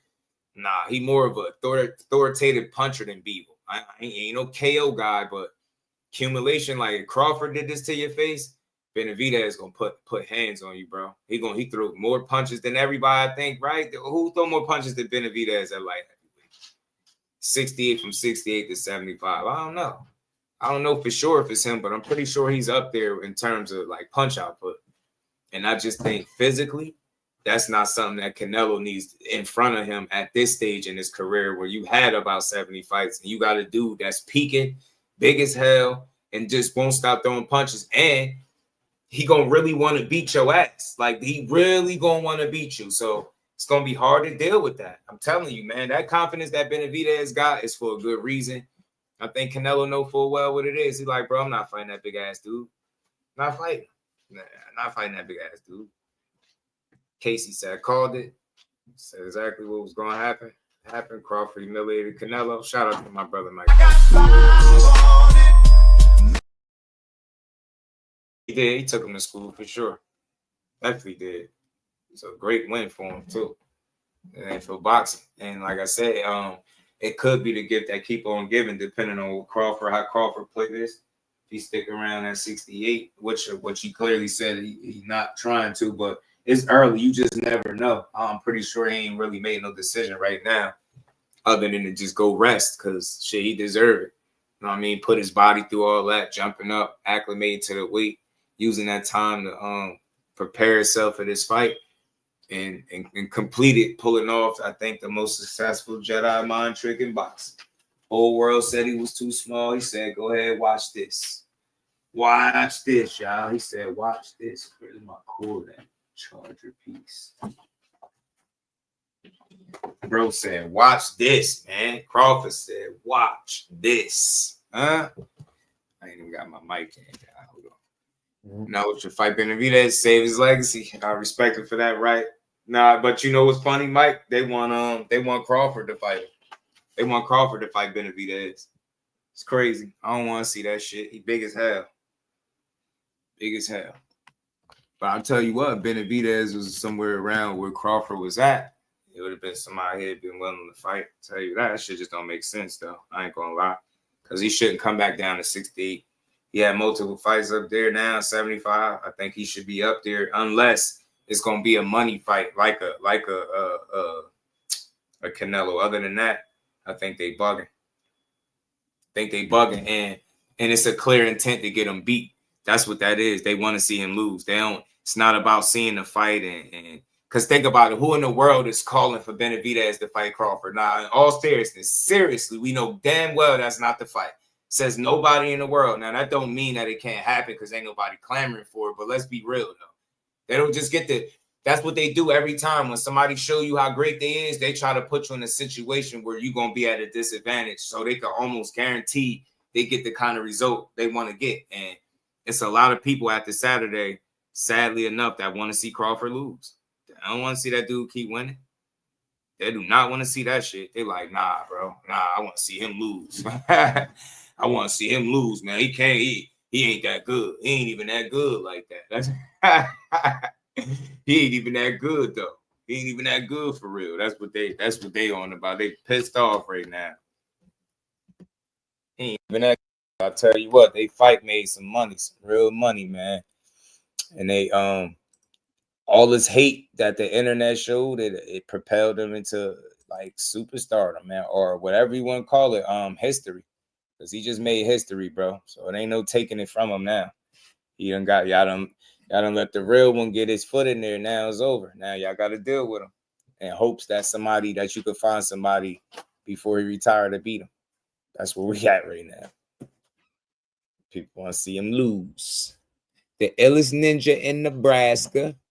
They want to see him lose. Bomac already shot down 68 too. Bud shot down 68. They don't want to do that. Terence Bud Crawford came into Las Vegas, went up 2 weight classes to challenge Canelo Alvarez for the undisputed super middleweight championship, and he won it running away. Teddy, how impressed were you by his performance tonight? Are you kidding me? A beautiful display. That's the sweet science. That's what it is. That's what we talk about when we talk about the sweet science. All night long, Crawford made Canelo a day late, $1 short. All night, talking about the bigger man, the advantage of the bigger guy. How about the faster guy? How about the smarter guy? How about the quicker guy? How about the guy not only won on the outside, but even beat him at his own game on the inside? Please, Timmy, I don't want to say no more. Look, you can't stop God's plan. I told everybody at home that would listen. Anybody that was out there, I told you. I've been in the ring with Bud Crawford. He's a phenomenal fighter. He was something different years ago. He's a lot better fighter now. What a damn performance he put on tonight. What a clinic. He beat Canelo in every avenue. Inside, we was talking about strength. He was stronger than Canelo. We talking about power. He took his power well. Canelo was very timid when he was approaching Crawford. Damn right he was timid, because every time he went to get in, I mean, if the words like, the best thing I can do is not throw. Put my hands in my pocket. Teddy about to lose his voice. Gotta love that old OG passion for the sport. But yeah, man. So Canelo is, from what I hear, is saying hell no to a rematch. Can't figure Crawford out, and he's saying no to Benavidez. He don't want to. That's so like that. That kills it for me. Like if he's saying no already, he's saying no to both. Nah, Crawford should just pick what he want to do. And 160 looking sweet.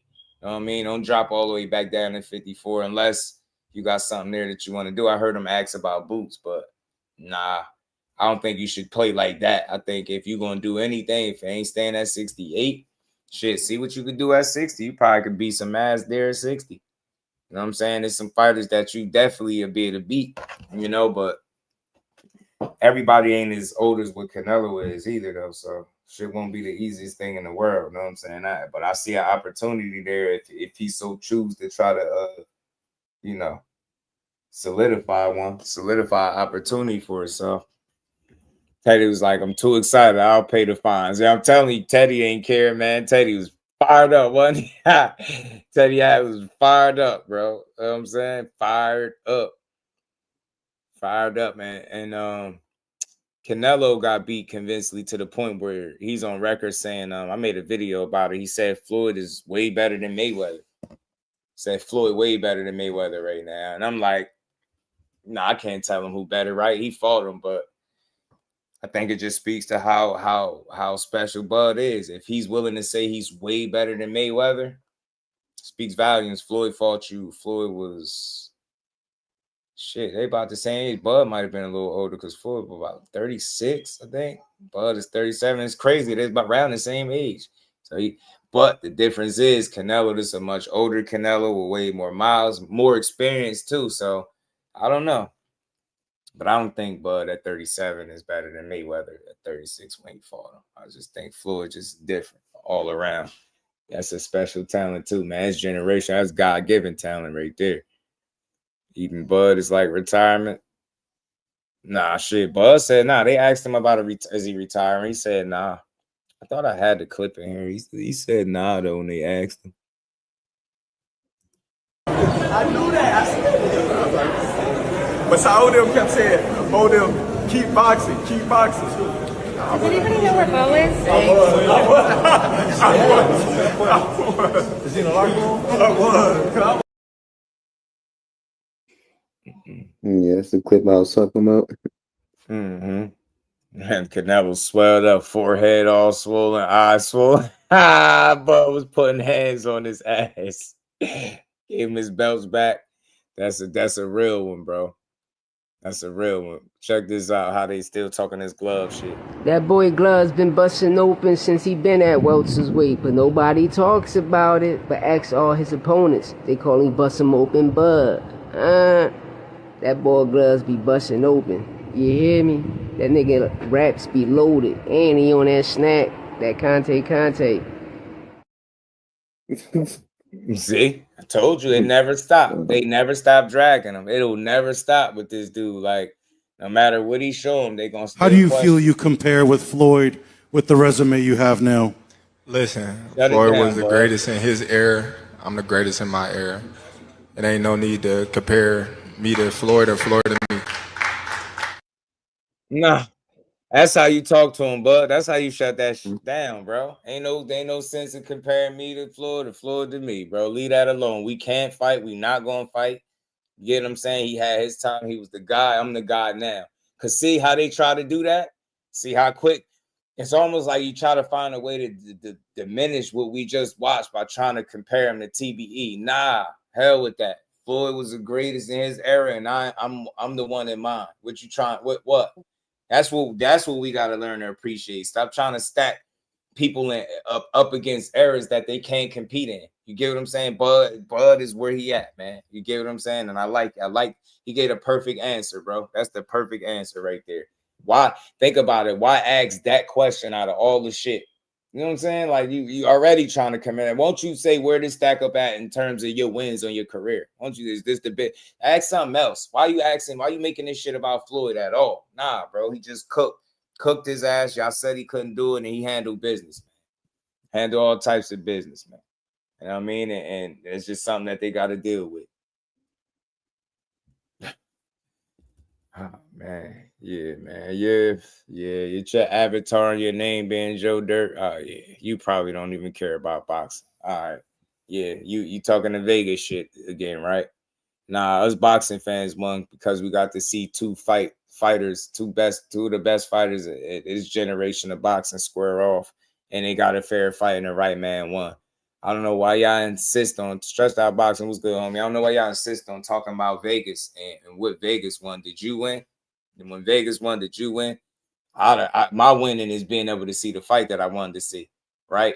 I'm not looking to get paid unless I'm gambling, right? So I could care less what Vegas did.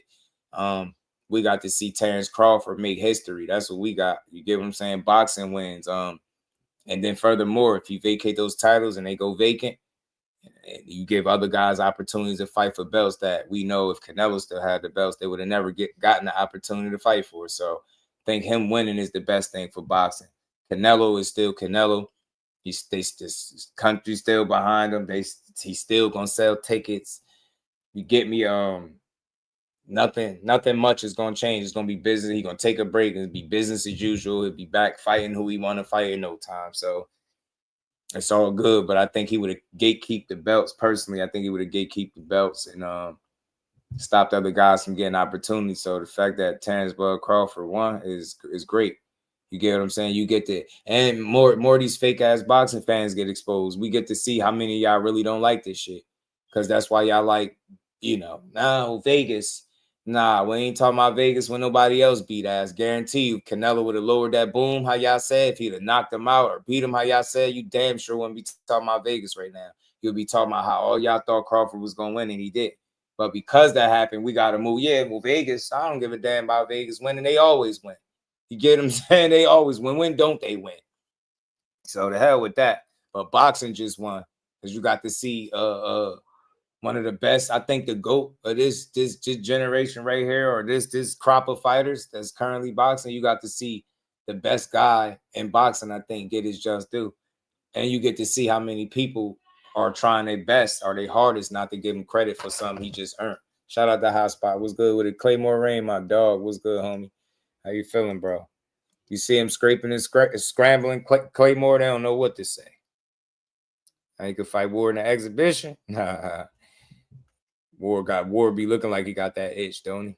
Ward look like he got that itch. He look like he got the itch.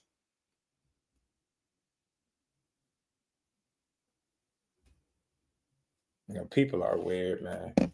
Yeah, it's in my brand community post, Clay. I always do it, post the deer when I go vertical on them. Yeah, I double tap this screen, man. Subscribe to the channel if you new. We building. It's been a cool build. Y'all could feel free to click the link if y'all want to. It's in the community post, and y'all could come up and chop it up with your boy. So feel free, because today is gonna be the day. Oh, I wanted to play something about weight bullying, right? Because they be talking about weight bullying a lot, right? Listen to what Andre Ward had to say about this. Somebody that actually boxed for a living, right? Listen to what he said. You had to lose 20 to 25 pounds, 30 pounds, brother. You had a disadvantage. We got to stop looking at the scale and thinking that somebody got an advantage just because they heavier and they big. It's big dudes that weigh more that get clipped every day. For sure. Stuff been happening. They get beat, they get outboxed, they get bullied. We got to quit talking about this weight thing. Like, a clause is different. Now you stopping me from getting my strength back. I can't be 15 over the night. I can only be 10. To me, that's a weight bully when you intentionally putting clauses in there. But just because you gain a lot of weight, I don't think that's an advantage personally. Do I like Tank did Ryan Garcia? That's what I'm talking about. Yeah, something like that. Because you don't get the best Ryan Garcia. You don't. Now, from a business standpoint, if you got the leverage to do that, well played. But from a boxing standpoint and really seeing what you really working with, and if you could really beat this dude at his best, you can't say that. Yeah, man. Shout out to Ward, man. That's a great point that he was making. People be paying attention to the weight on the scale, but not the shit you had to go through to make that weight that they see on the scale, man. So it ain't as much of an advantage as people think. Told you the greatest Jedi mind trick just got pulled. Clay, what's good, homie? What's good, family? How are you? Always all good, man. It's a good day, man. What a great weekend, right? What a great weekend. What a build up. What a build up, and what a talk about it. You got it. Cook. What a movie worthy. They need to make a movie on Bud. Period. Number one. That, like, shout out to Brian Coogler. Ryan Coogler's his name. Hey, man, you made the Black Panther. You making all these movies, Sinners. These movies is hitting. Hey, man, give Bud a call, bro. Let's get working on that. That man has a crazy story, man. And I put a little video earlier, but just words to describe everything that we watched this weekend. But one thing I would describe Terence Bud Crawford is defiant, right?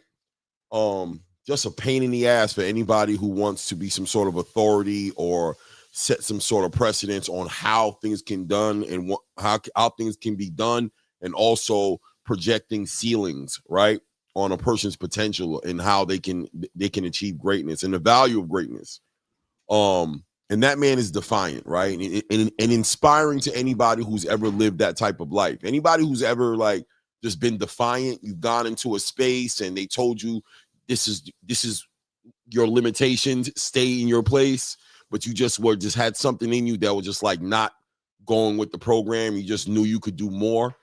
And in spite of all the resistance from the whole entire space that you were in, you achieved something, beyond obviously what they thought they could do for themselves. But on the back end of that, it's also interesting, obviously, and I don't know how surprised we can really be, but it's still interesting to see how people are still finding a way to be detractors, right? Finding a way to be indifferent to the accomplishment, finding a way to try to dismiss or diminish what this man has done. And you got to think at this point, Terence is used to this, right? He understands, and sometimes you just got to be on your own, right? Just your family, your wife, your kids, the God you believe in, whatever it is, that has to be enough, because the community just never will step up the way you want them to. You have certain people, obviously, who will support you, but don't look for too many for that to be your motivation to move forward. Now they're asking him to fight David Benavidez. They just, they want to push it until there's nothing left to push anymore, but they won't ask their own favorite fighter to do a quarter of what he's done, right? They won't even ask their favorite fighter to become a champion, no less unify, become undisputed, go through multiple weight classes, shoot up 2 weight classes. You know what I'm saying? We're not going to even go there, because that's just a whole nother conversation. But they won't even ask their own fighter to be a damn champion, to fight another champion. But they'll try to discredit what this man has done. Thank God, Jusdu, looking at the event that just happened this weekend, 70,000+ people in an arena in attendance. It doesn't look like the haters and the detractors and those guys seem to be in a small niche, because God knows they didn't buy tickets, right? they didn't want to support it. But what it looks like is that boxing is alive, and doing well, right?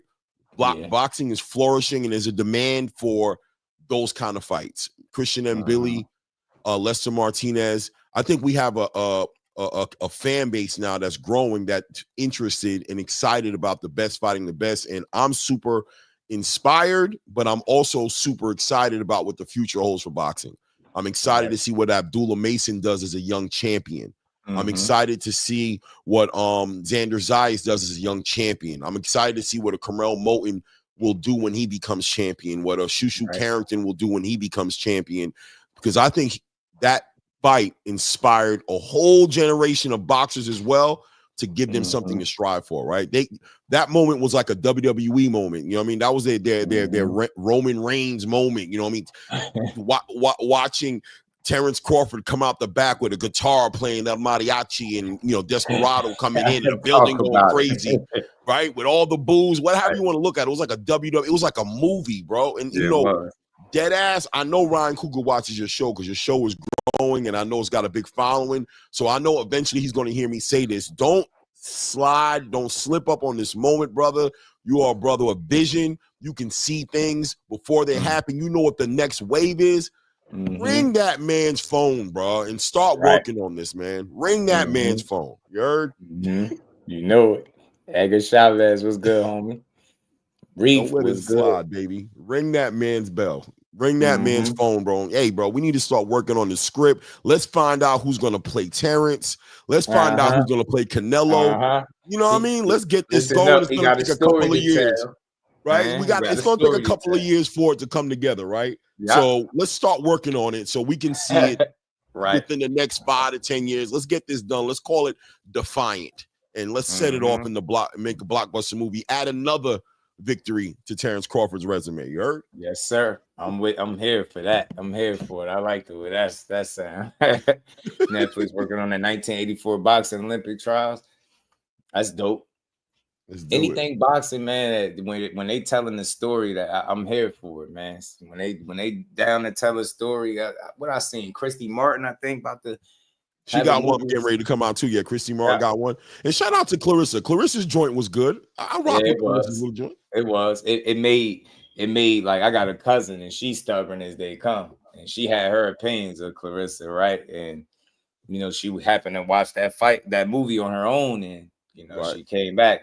She talked to me. She know I do the boxing. She like, man, I look at it a lot different. I tell you that. So definitely got a lot different level of respect for her after seeing that movie. And I said, bro, you see, that movie explained it better than I could to her, because I embrace what Clarissa is as a talent and how she talk. I love it. Like, it make people uncomfortable. Her success and the way she talk, I love it. Because if Clarissa doesn't celebrate herself, and right. if she's not confident, you see it in the movie, everything she's been through, you can kind of get the chip on her shoulder, bro. She just got the space ain't gonna do it. We not gonna do it. You see how we carrying it? See, I'm talking to the right one. You took the words out of my mouth, man. I was about to say, if you ain't inspiring some drill rapper, or if you're not doing something diabolical that don't got nothing to do about raising your kids, you ain't gonna celebrate Clarissa. You're not gonna celebrate Terence. You're not gonna celebrate Shakur. You won't even, you won't celebrate Devin. Yes, Devin. You won't celebrate these other fighters, you know what I mean, in their journey, and you won't respect them enough to give them the grace to fall down so that they can get up. You won't. Nope. And that's why I say do it themselves. You gotta love her, because she don't wait for you to tell her she great. She gonna tell you, she gonna show you, and then she gonna tell you and show you some more. Like, and you till you get tired of it. And I love it. And show her she's wrong. Find that fighter. Shout out to Layla. Respect to you, Queen, but show her. You want to shut her up, shut her up. Other than that, man, you know, gotta tip your hat and say, look, I wish they'd just stop falling for the banana in the tailpipe. I do want to say that, because I find it funny how they don't got no smoke with no other two fighters, but they found a way to make something out of that ain't there. I see her supporting Katie Taylor, the Carolyn Dubois and all these other ones. I'm like, no love for the GOAT. I'm like, this is crazy. If y'all not gonna fight, man, y'all need to do a video and mess the whole world up, man, because they want to see them going back and forth. I hate it. Layla was who she was, and it's nothing that you could take from it. Facts. She shouldn't have to come out of the woodworks after 17, 18 years and not fighting and fight Clarissa to prove what exactly? You get me? And then we getting fooled. We falling for it. Like, yeah, we want to see it. 15, 20 million. Get it to. Like, bro, what? Nah. My thing is from Layla, from Layla's point of view, it's like, and just respectfully, right? You shouldn't have even put yourself in a conversation to be challenging Clarissa in any kind of way, or knocking her skill set, like, respectfully, like, you know what I'm saying? Like, you had your time. Hey, man, shout out to the girls doing it right now. I see Clarissa doing her thing, man. She's not me. I'm not her. She's doing her thing, man. But, I would knock her out. She ain't got no power, so I ain't that impressed. When you do that, what do you think is going to happen to a girl with a movie called The Fire Inside? You know what I'm saying? What's going to happen? What just lit the fire all over again. You know what I'm saying? Just stoke the fire on her. Yeah. The girl's movie's called The Fire Inside. Leave her alone, bro. She fiery, bro. She don't be beat. You say something, Clarissa, like, what? Who said what? You could be who? Send her a contract. That's all she could think. Somebody get her a contract. Somebody get one over there to her, please. Facts. And they done built a career off a win that never should have been a win. Yeah, that's what Clarissa had. All she had to go to the UK to get that back. For them to stop talking that dumb shit. Come on, man. What we talking about? Leave her alone, bro. That shit different, man. So I love what she is as a fighter, because you probably won't see nothing like that for quite some time if you just being honest. Just from start to finish, that's rare company right there. And I feel like not enough people appreciate it, and too many men challenge it. It don't even be the women, it be the men, bro.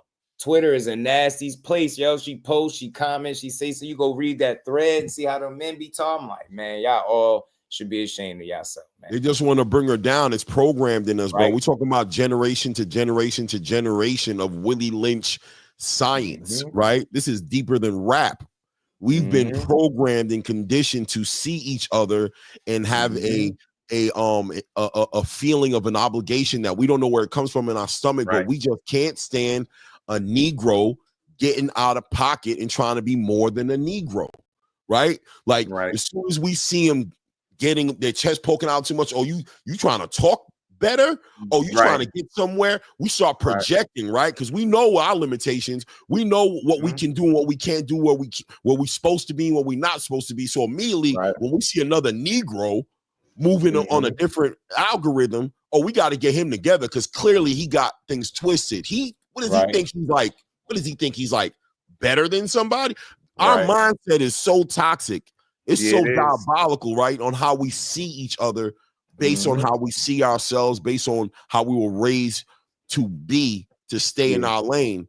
It gets crazy. And that's what you're seeing with Terence Crawford. You're literally seeing that in real time. You're seeing, because what other reason could there be to not celebrate that black man? I'll say it. I don't want to shake up the algorithm, but that black man becoming undisputed at 168 against all odds, achieving that. How could you not? How can it be 48 hours later and you talking about he's ducking a fighter who's not even in his weight class anymore? Who's a world champion in another weight class.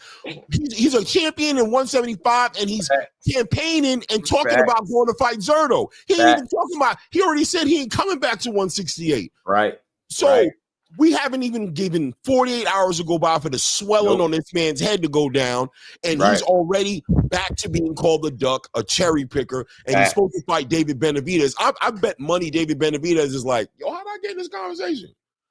Bro, I got a fight with Anthony Yardy coming up November 22nd, and I'm hoping to get either Dimitri Bivol. When did I Terence Crawford? I didn't even ask him to fight. How did he duck me?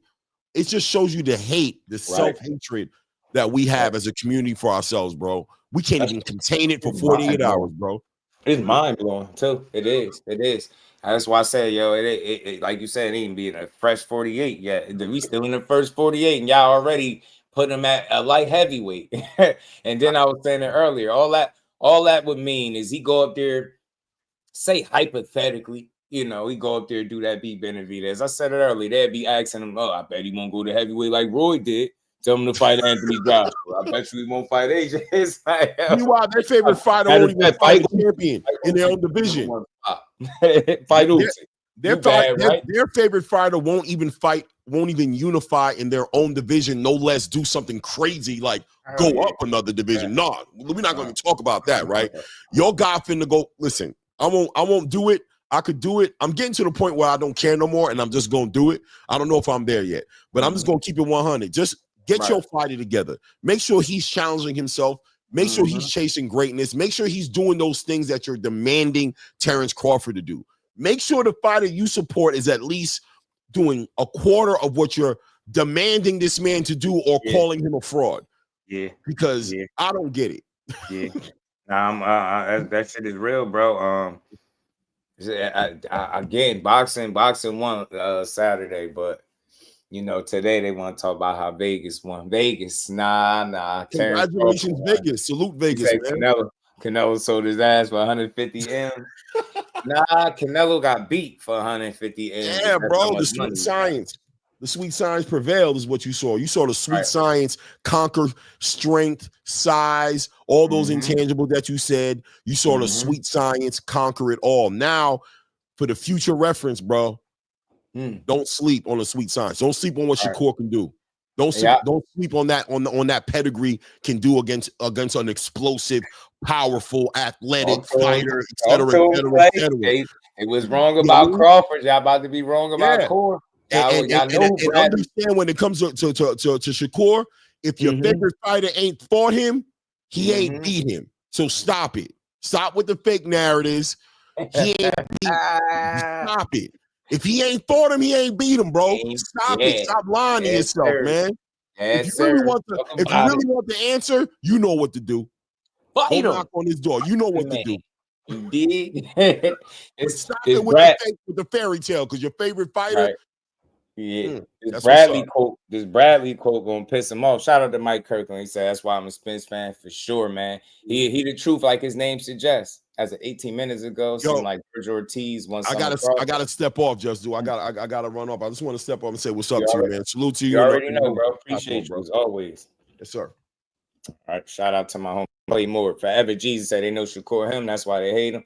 Yeah, man. So look, we just gonna keep building. We ain't done yet. Shout out to everybody rocking out, man. Double tap the screen. Subscribe to the channel if you new. Turn your notifications on. Support the grind, and we gonna keep getting to it. But yeah, I think they was wrong. People have been wrong about Crawford. I've been wrong about Crawford once before, so I'm in that boat as well. Just not wrong the way certain people are wrong. And because I don't put up resistance with what I'm seeing, right? I just pick what I just go off of what they show me and go from there. But the consistency through the years has been unmatched, man. It's not a lot of people, if any, it's not a handful of guys that you can say been more consistent than Terence Crawford, man. You could overanalyze or harp over his resume all you want. I just think it's a waste of time, because Saturday night, it just goes to show you that it doesn't matter who you fight as much as it matters how you fight when you're in there with that guy or with somebody that's deemed that guy. Did that make sense to y'all? You know, who you fight to a degree matters because it prepares you for that next challenge. But how you fight on any given night from fight to fight, it speaks volumes. And what I think what people miss with Crawford, you might not have had the crazy names that you could point to and say, well, he beat this guy, but he had the performances, and he always had. And so much so, he was so dominant at welterweight that he knocked everybody out, including for undisputed, right? That when he got to 54 and people didn't see a knockout, they just went crazy, lost their minds. He didn't look good. Well, it really wasn't the case. It just was, styles make fights. He was in there with a guy with some awkward movement, bit tricky. Took him a while to figure him out, but he figured him out and he beat him nonetheless. And I think people just didn't take into account that Crawford is cut from that cloth, man, that generational talent cloth, where the better his opponent is, the better he's going to perform. Because that's what kind of competitor he is. That's what kind of talent he is, where there wouldn't have been a challenge too great for him where he would have just got destroyed or walked through. It would have been none of that. He would have gave anybody hell. He's one of them fighters. Like, I always said it's going to take a special talent and a special performance to beat Crawford. Both. You get me? And so far, he just ain't ran into that guy that's been able to put it together on a night to be able to beat him. And he's consistently showing this shit time and time again, that he's better than his opposition. So it's like, the reason why I highlight how many years that he's been boxing is because maybe that'll give people a better understanding at just how long he's been at the top, or just how long he's been dominant, just how consistent he's been. So like I said, the answers are not just in the resume, it's in the performances and how consistent he is, the work he put in, the decisions that he made from fight to fight. How does he look? How does he improve? Right? Think about how many times the deck was stacked against him, or how many times people picked against him in his career and thought he was going to fold, and he didn't. This is a guy that no matter what you say, he continues to prove you wrong if you're going against him. Do you know there have been people betting against this dude his entire career and they still wrong? It's like, when are we going to learn? Some guys are they them ones, man. And he one of them. He's special like that. And I think, like I said, man, I'm glad Saturday happened, because we all had a chance to see it again in real time. And if you didn't see the fight Saturday, you missed out. Trust me. Go turn to your Netflix and go replay that fight and go watch it. It was worth it. It's worth a replay. I'll probably watch it when I get off of here. I think it was one of them ones to go back and watch, man. Nah, I don't listen, Chop, I hear you. I wouldn't argue with you about this resume talk, but I think people put too much into it, bro. You understand what I'm saying? And reason why, hey, Chop, what was the resume at Saturday? Think about what I'm saying. Look at what you think about Canelo's resume, right? And then compare it to Bud's, and then tell me how that factored in the actual fight that took place Saturday. You get what I'm trying to say? Yeah, your resume, it will prepare you for the next fight. You'll gain priceless experience and all those different things, but you still have to perform no matter who you beat in your career. You get what I'm saying? And that's what you wasn't seeing from Canelo. That's what I'm trying to get y'all to understand. Follow me for a second. The difference is people didn't see. There was a drop-off in Canelo's performances. There is a clear point in his career where you could point to and say, look, he used to do this a little bit better. He was a little bit better than this, or he's not fully in his prime. You've seen it. You've seen a considerable drop-off to a degree in his performance. You've seen it. You haven't seen that with Bud. That's what people are missing, bro. So, yeah, you might look at Canelo and you know all the names he's been in there with, but just think about something.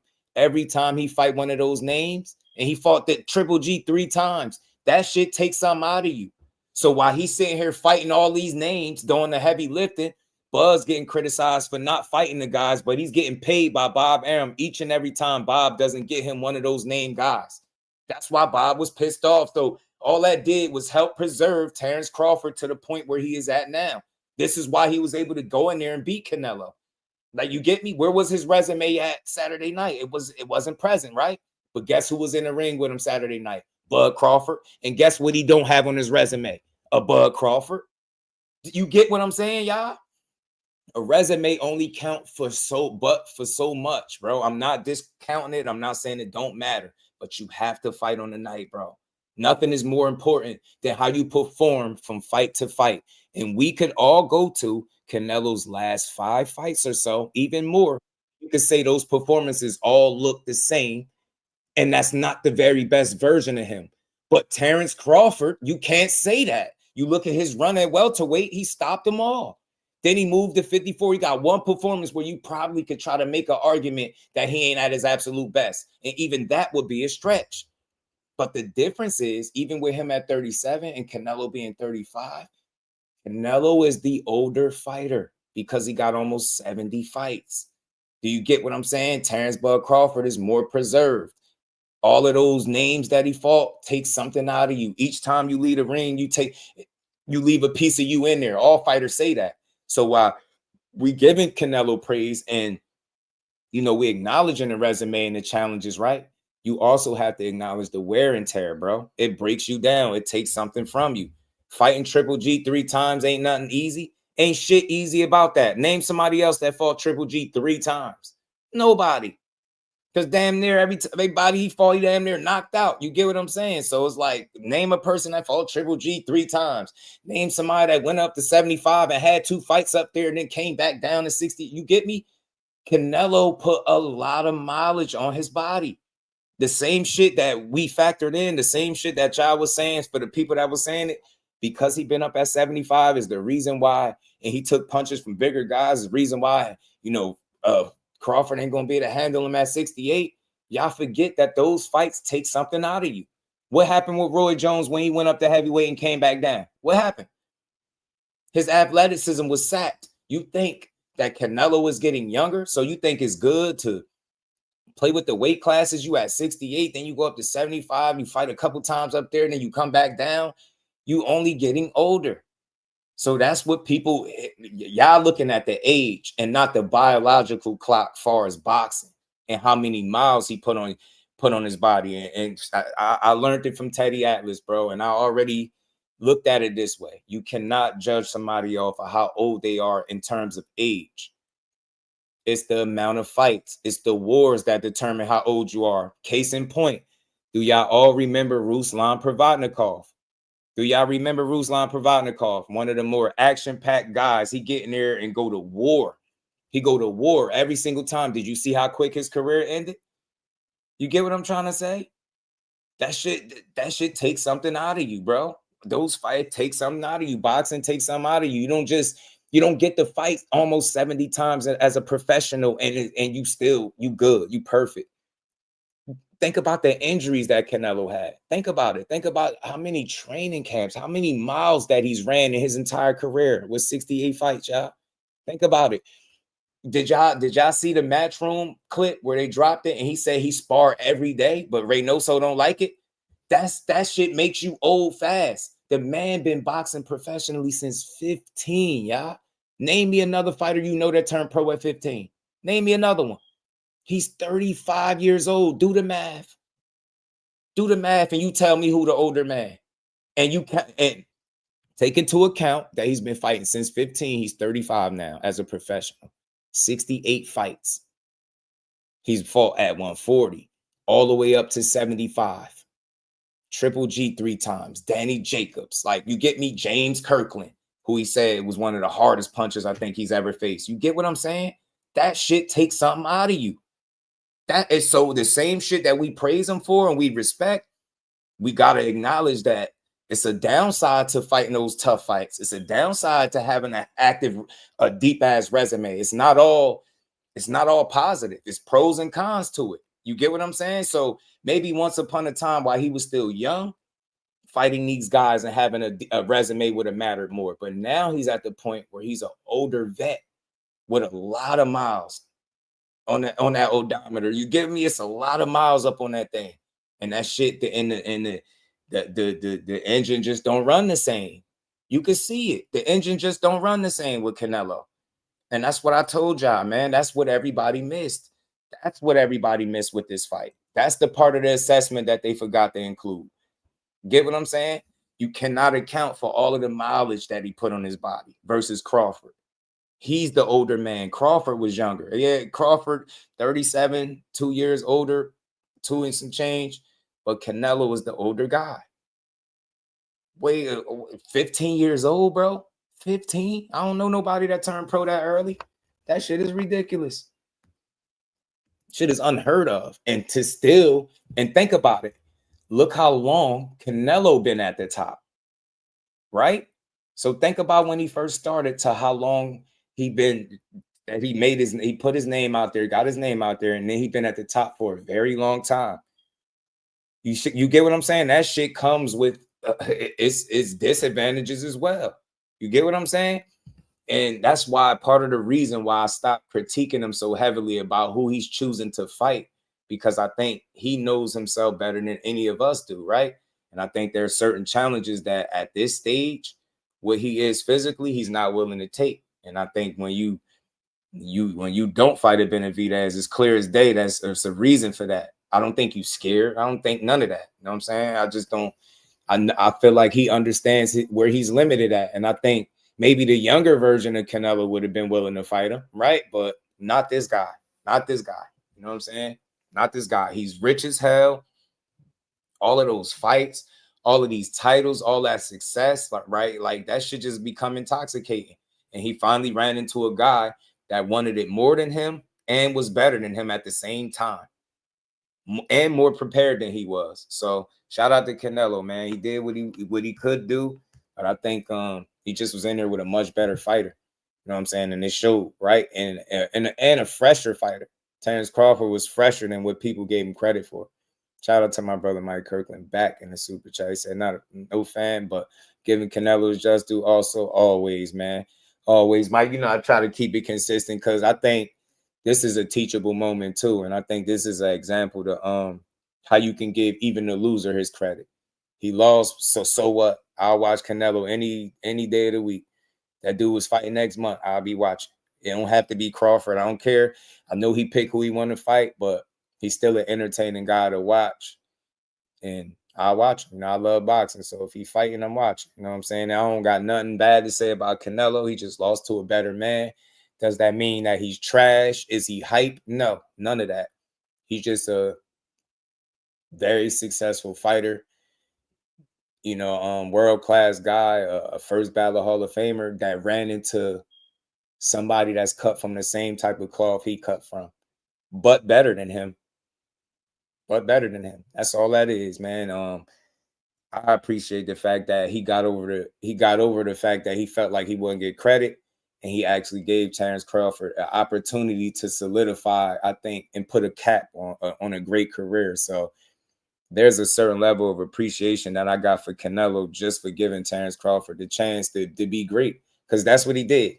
He gave him an opportunity to show people just how great he was, and maybe now more people will see just how good Bud is. I know everybody not gonna see it, but I think more people will be able to admit to, like, you know what, I was wrong about that dude, and he's special, right? Everybody not gonna say it, but it's a lot more people that's willing to say that today than they was a couple days ago, right? So I think that's a win for boxing, bro. And I respect Canelo for putting his reputation, his belts on the line, and everything he worked for at 68. And you got to give it to Bud Crawford. He was the first guy to beat Canelo Alvarez at 168 pounds. And he did it in his very first fight there. That shit is generational talent special, y'all.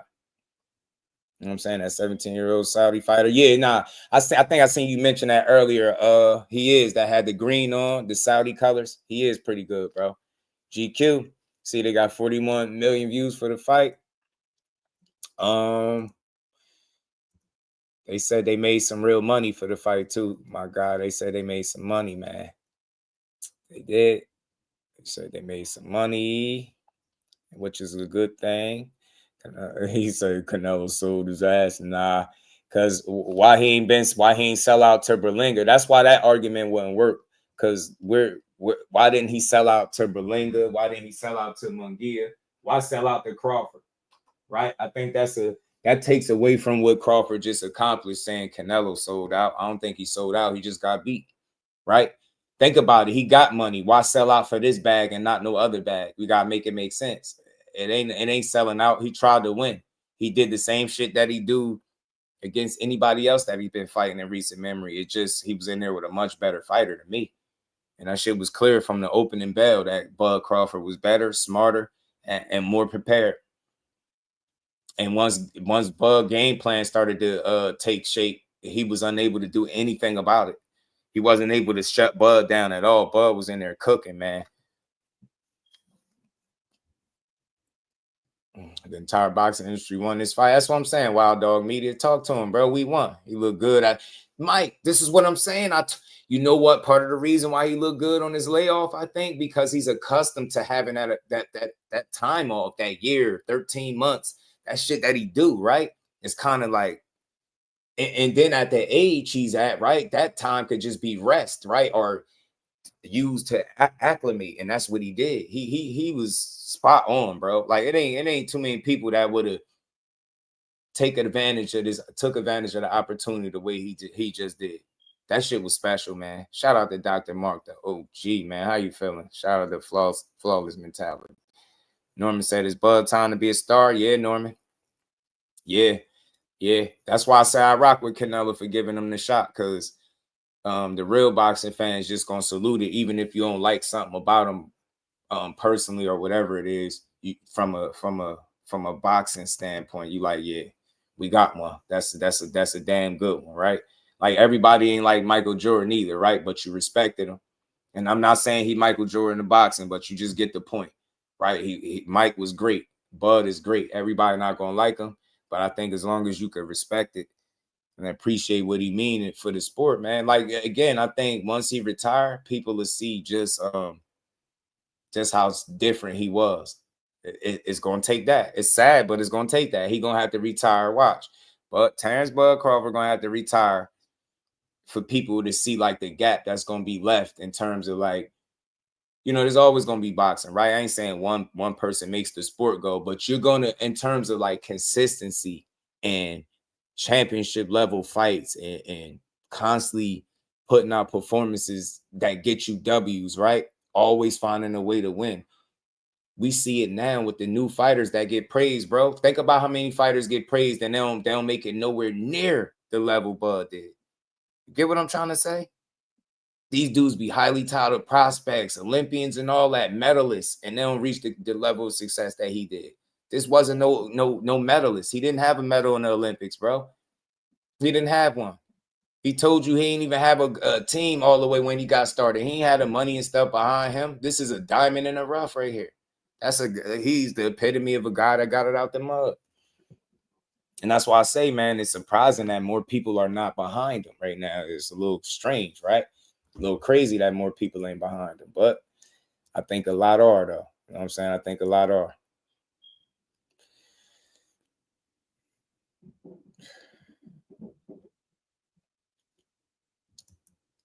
We got another ignorant guy in the building. I see, man. You almost take the energy away from people like me, man. What do you know about? Why do y'all make this shit about race? Where in my conversation do you hear me talking about black people or Mexican people or any kind of people? You just hear me talking boxing. You black people own entertainment at the height of political chaos. You sound stupid. You sound stupid. I'm willing to bet you not black. So what do you know about black people, man? I hate that's such an ignorant statement, bro. Just watch boxing, bro. Stop making it about black or anything else, man. Just talk boxing, bro. That's what I'm doing. You just sat here and heard me say I'm supporting Canelo, win, lose, or draw. If he's the fight next Saturday, I'll be watching him, bro. I don't know why we do that with boxing. Why we so toxic? Why you can't just appreciate that Bud Crawford won? I don't give a damn if he was Japanese. Like, who cares? That dude is a bad man. That's all to it. Like, for black people, y'all kill me with that.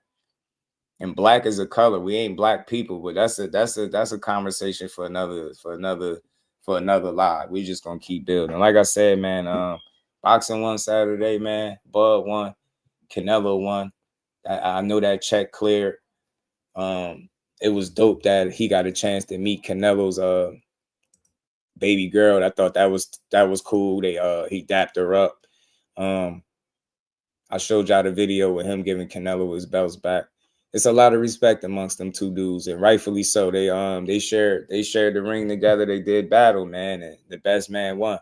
And I respect the way Canelo took this loss. Right, I didn't hear no excuses from Canelo. Like, he even shut a reporter down and made sure the reporter just understood that he lost straight up, fair and square. So I respect him for that, man. I respect the way he gave it up. You know what I'm saying? Shout out to him. Shout out to his fan base. Shit. Shout out to Guadalajara, Mexico, man. Shit. We don't care where you from. If you could fight, you could fight. You think I ever looked at Canelo and said, yeah, man, he from Mexico. I don't like him. Yeah, right. That dude could fight. I don't give a damn where he from. He could scrap. Canelo is a damn good fighter. He still is now. You know what I'm saying? He still is now. He still is now. You know what I'm saying? And we get behind our wins. Unfortunately, too much pride and not enough respect. Life was love all fighters, but don't get no love. People always want to see us lose. Yeah, man. McGavin, yeah, that's true. That's true. Yeah, man. James White came in here with his ignorance, huh? I see he ain't a real boxing fan. Everybody look at James White, be a weirdo. Man, yo, just talk about boxing, James, man. This Just Do Boxing, bro. I don't know what you thought this was over here, but this is a real boxing chat. We just talk boxing. We don't talk race, politics. We don't care about none of that. Boxing politics come up, but other than that, we don't care. Canelo gave another great fighter an opportunity to prove himself on the biggest of stages, and that's what we was able to see. Nothing more than that. I didn't spend, and you know what's funny? I didn't spend 1 second of the fight thinking about if somebody was Mexican, if somebody was black. And I know how people try to build the fight. I get it. But we not those people, man. We just talk boxing, bro. We just talk boxing. You know what I'm saying? We just talk boxing. We don't care where you from on the earth. If your hand, your left and your right work, I'm going to watch you, bro. If you cold with them things, I'm going to watch you. You get what I'm saying? We don't care where you from, man. You know what I mean? Canelo's a great fighter, and he gave an even greater fighter Saturday an opportunity to see who was better. And we found out it was Bud. You know, loss, sad night for us Canelo rooters. Broly, what it do? But you know what? Not really. Not really, Broly, because, hey, look, if you going to lose, bro, right? And I'm not justifying losing or saying it's cool. I'm just telling you that's not the end of the world, right? I'm pretty sure you still going to rock with Canelo the next time he fight, right? So it ain't really a sad night. You know what I'm saying? Yeah, real quick, Joe Gringo, RIP to Ricky Hatton, man, the Hitman. And that surprised me, man. RIP to Ricky the Hitman Hatton, man. That's crazy. That was crazy. RIP to Ricky Hatton, for sure. But yeah, man, it's not a sad night though, Broly, because look, when you get the best of the best fighting each other, it's a win for us. Like, yeah, it's a slight loss for you as a supporter of Canelo. Like, damn, my boy ain't win, but he lost to the best guy, I think, in boxing. He lost to one of the absolute best fighters in all of the sport. And think about it, 41 other guys lost to him too. So I don't think it's no shame in losing to the absolute best. I don't think it's no reason to hang your head and go out. Like, you get what I'm saying? Who cares? Like, I'm still watching Canelo, and a part of me respect the fact that he gave Crawford this shot. Yo, I really do. Because think about it. He had a lot to lose. They both did. He had a lot to lose. Letting some people gonna be like, oh, you let a smaller guy come up in your weight class and beat you. I was saying all the time I didn't think Crawford was that much smaller, so the fight showed it. But nah, man. When you go out there against the absolute best that the sport got to offer, you're gonna take losses sometimes, and that's what Canelo did. Losing to Beaver is nothing to hang your head over. Losing to Crawford is not a bad thing. Them two are the absolute best. Losing to Mayweather. You get what I'm trying to say? Like, look at his losses. Crawford, Mayweather, Bivol. Or should I say it in order? Mayweather, Bivol and Crawford, right? Them some of the best fighters in the world. And they're all undefeated, if you think about it. He lost to all undefeated fighters. Floyd, Bivol, and Crawford, all undefeated. So, shit. That's why I say ain't nothing bad about not beating a guy that nobody else beat either. You get me? Shit. So, nah, man. I salute to Canelo. Salute to Canelo. It was a good effort. You know what I'm saying? Yeah, he's still a legend. McGavin, listen. He a first ballot Hall of Famer too. Canelo is, bro. When he retired. That's just what it is. AGQ, they won't dare bring up that Majamal fight. Turkey has been great for the sport. Shout out to Latifah, the queen, man. Great sportsmanship on both sides Saturday. Absolutely. I enjoyed this, yo. It was a good night, man. But we gonna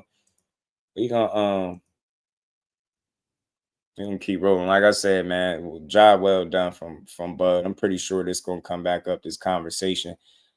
The co-main event was Fernando Vargas and Callum Walsh. That was a cool fight. It was a good fight.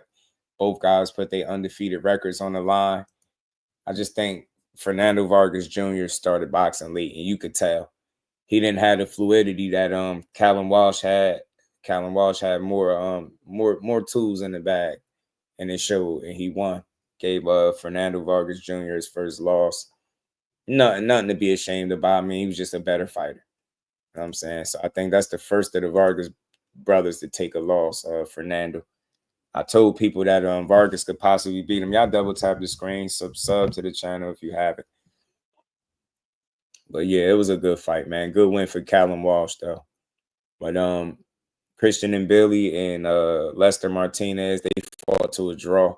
That was a war. That was back and forth. I ain't really got an issue with the draw. I just thought Lester might have edged it with the better boxing, and I think he pushed in Billy back, and think he was having more of a reaction with his shots. It was looking like, I don't know, just seemed like he was bothering and Billy a little bit more with the shots, but I could be wrong.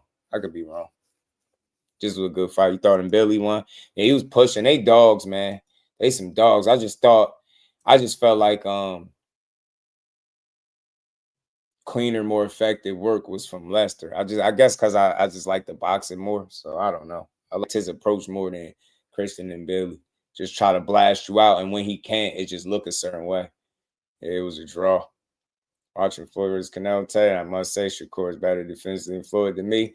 The numbers that say it right now, GQ, believe it or not, the numbers that say it. The numbers that back up your claim, bro. The numbers would. But they're going to say he didn't fight the people that Floyd fought, so that yada, yada, yada. And, it's just going to get crazy, but it is. But great fight for them. No knockout, no knockdowns. I didn't think that fight was going 10 rounds. Them two dudes is like two trains on the same track. Neither guy really wanted to take a step back unless they was forced to step back. And it just was one of them fights. It was a bang out all the way through. Neither guy stopped their own punches, man. Both guys' condition and gas tanks was getting tested, man. And Billy, he hung in there. He made it a tough fight, but I just thought it was I would like to see that one again. I would like to see it again. He said Shakur has nothing on Floyd. No, it's not really saying he has anything on Floyd. It's just saying right now, defensively, the numbers would say that statistically, he's absolutely one of the best. You just got to look up the numbers. Don't listen to me. Don't take my word for it. But I'm not going to sit up here and make the argument that nobody is better than Floyd. I'm not doing that. But I don't think GQ was saying that. He's just saying defensively. You know what I'm saying? Defensively. He get hit even less than a Mayweather at this point in his career. And he still, he ain't done yet. So we'll see what those numbers read when it's all said and done. But if he keeps up what he's doing, he's going to go down in history as one of the best, if not the best defensive fighter statistically in boxing. And that's just what the numbers will say. So let's see.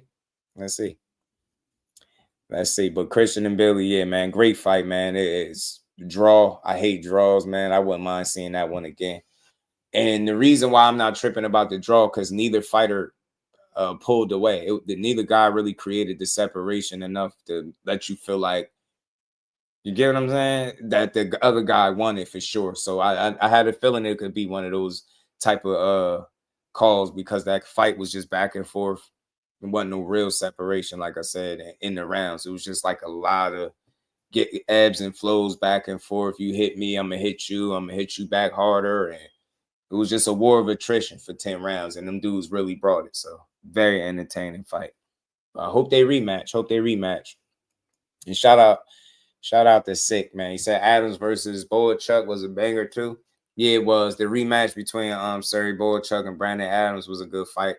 Brandon Adams did really good work. I'm not surprised at all that he won. Boychuk, although very entertaining, he's starting to look like his style is catching up to him. Boychuk is not defensively savvy at all. He's there to be hit, but I think his offense keeps him out of trouble. But I think the more that he continues to fight guys that don't wilt under his pressure, I think the more punishment he's going to take. And I think that shit chipping away at him. And as a result, he don't look like your punch resistance start to be compromised. When you always in a war and every fight is like a drag them out type of situation and you don't know how to create separation in your fights without taking punishment, then you're going to have a shorter career. And right now it seems like Surrey Boychuk style is catching up to him. Brandon Adams was working. Like it was a lot of back and forth in that fight too, but it looked like Adams' work was bothering Boychuk more. Kind of like how I felt about Lester Martinez and Christian and Billy, right? It was another one of those type of fights, but I don't know. Brandon Adams just did better work. He outworked Boychuk too. He outworked him. And like I said, Boychuk looked like those tough fights starting to catch up to him. So I'm going to keep an eye on him the next time I see him out there, bro. But at the level that these guys are trying to fight at, they need defense, and these guys don't be having no defense, bro. They be all offense. You can't be all offense and succeed, I think, at the highest level, at least not for long. You won't last. So I think Boychuk's problem is he's there to be hit. Brandon Adams kept having answers for him. He pushed him back, and he looked like the stronger guy physically, and it looked like his punches was doing more damage to Boychuk than Boychuk's was doing to him. So I guess it wasn't a fluke. I'll take Crawford. Catch and shoot over the shoulder roll any day. Crawford is better balanced than Floyd. Shit, man, that's tough. I ain't mad at you, GQ, but Floyd, man, that shit is special with that guy, man. I ain't gonna hold you. That shit is special what Floyd is able to do. They're going to decision, particularly close decision on Canelo versus Crawford, which basically was, did you bet on? Nah, I didn't bet. I didn't bet on it, and I should have. I'll tell you that, though. But I felt like Crawford would win on points in a tough fight. The only thing I was really wrong about was it being his toughest fight. I thought it would be one of Crawford's toughest fights, but it wasn't.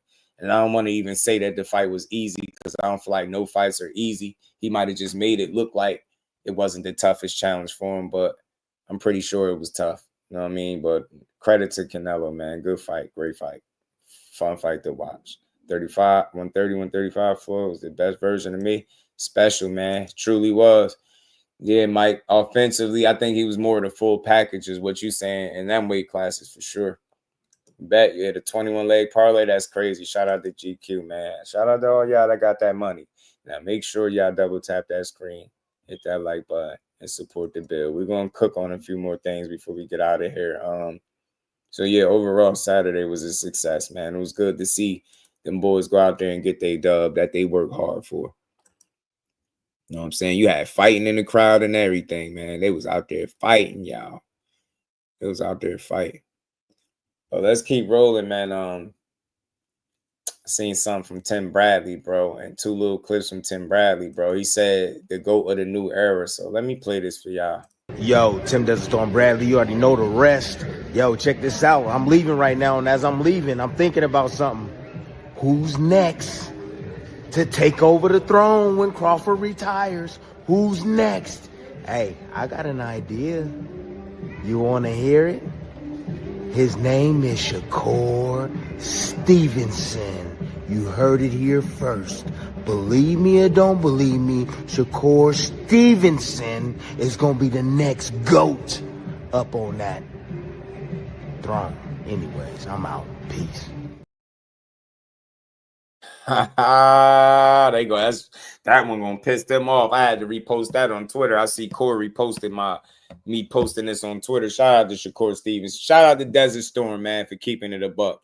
Look, I play that to say because we've been hearing about Shakur and Teo possibly fighting. I got another clip from Tim Bradley I'm playing in a second. But look, I like to hear it. I think what I feel like the truth is being spoken.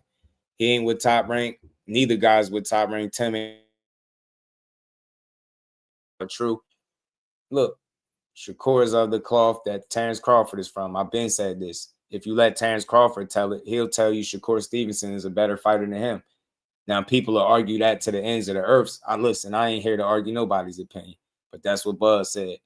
I think when it's all said and done, people going to see that they was wrong about Bud, and I think they wrong about Shakur. I think if you remove your personal feelings and you just focus on what's being shown to you in the boxing ring, you're going to understand it's going to be real easy for you to admit that it's not that he's unbeatable or can't be stopped. None of that.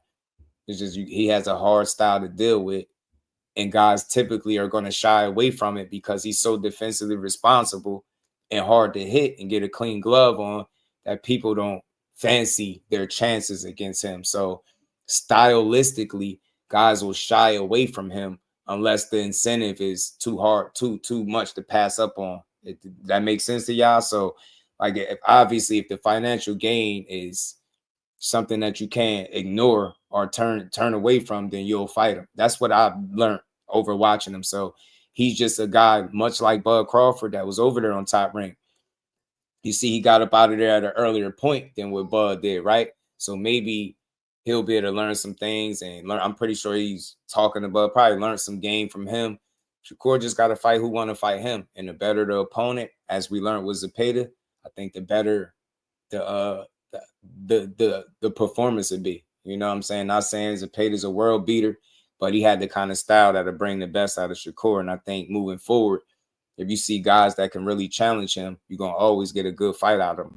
I think that's something that's a fact. So people were wrong about Bud. I think when it's all said and done, they're going to be wrong about Shakur too, because something that they have in common, they get criticized from the same kinds of people, and it's usually from an emotional place. It's never about the fights and how they look when they fight as much as it is about how they tweet or how they did something and when it came to business, or you get what I'm saying, how they talk to other fighters, or talk on, you get what I'm saying, talk on social media. It's always silly stuff. It's never, the fights this and the fights look like this or the fights look like that. Shakur don't even come close to losing up until this point. He don't give up a lot of rounds at all. We know this to be true. So I just think when it's all said and done, people are going to be wrong about him the way they was wrong about Bud Crawford. If I'm wrong, then I'll be the first to say it. I'll be here. But now I think he's a generational talent as well. I think he's a guy that when given an opportunity, he going to rise to the occasion, much like a Bud Crawford. I think that's where their that's where their similarities are. Competitive nature. I think Shakur hate to lose, and I think the same thing for Bud. You hear that about Bud as well. So those are two guys that's always focusing in on the craft, stay in the gym, and they always trying to get better. I feel like he don't cut corners in it, and because of it, he gonna get the most out of his career. So I'm just interested to see what his next fight who his next fight gonna be with, and what it's going to look like. But like I said, when it's all said and done, it's going to be a lot of people wrong about Shakur the same way they was wrong about Bud. You just gotta sit back and watch this shit all play out. Shout out to Jays. No, okay, lost to better. Bro, don't watch boxing. I don't know what you're trying to say there. Shout out to Jays. I don't know what you're trying to say there. No, okay. You might have to type that again. Shout out to Jays, though. Appreciate the support, fam. Salute to ya. So that better be Beat Beevil. Yeah, the first time Superman, my guy, was good with it. Yeah, I was trying to figure out what he was saying. Shakur and Shane would be interesting. Style-wise, yeah. It'd be a fun fight. But yeah, I think that's why Tim Bradley saying the leader, or one of the next GOATs to be Shakur. I think he got all the makings. I think he got it mentally, physically.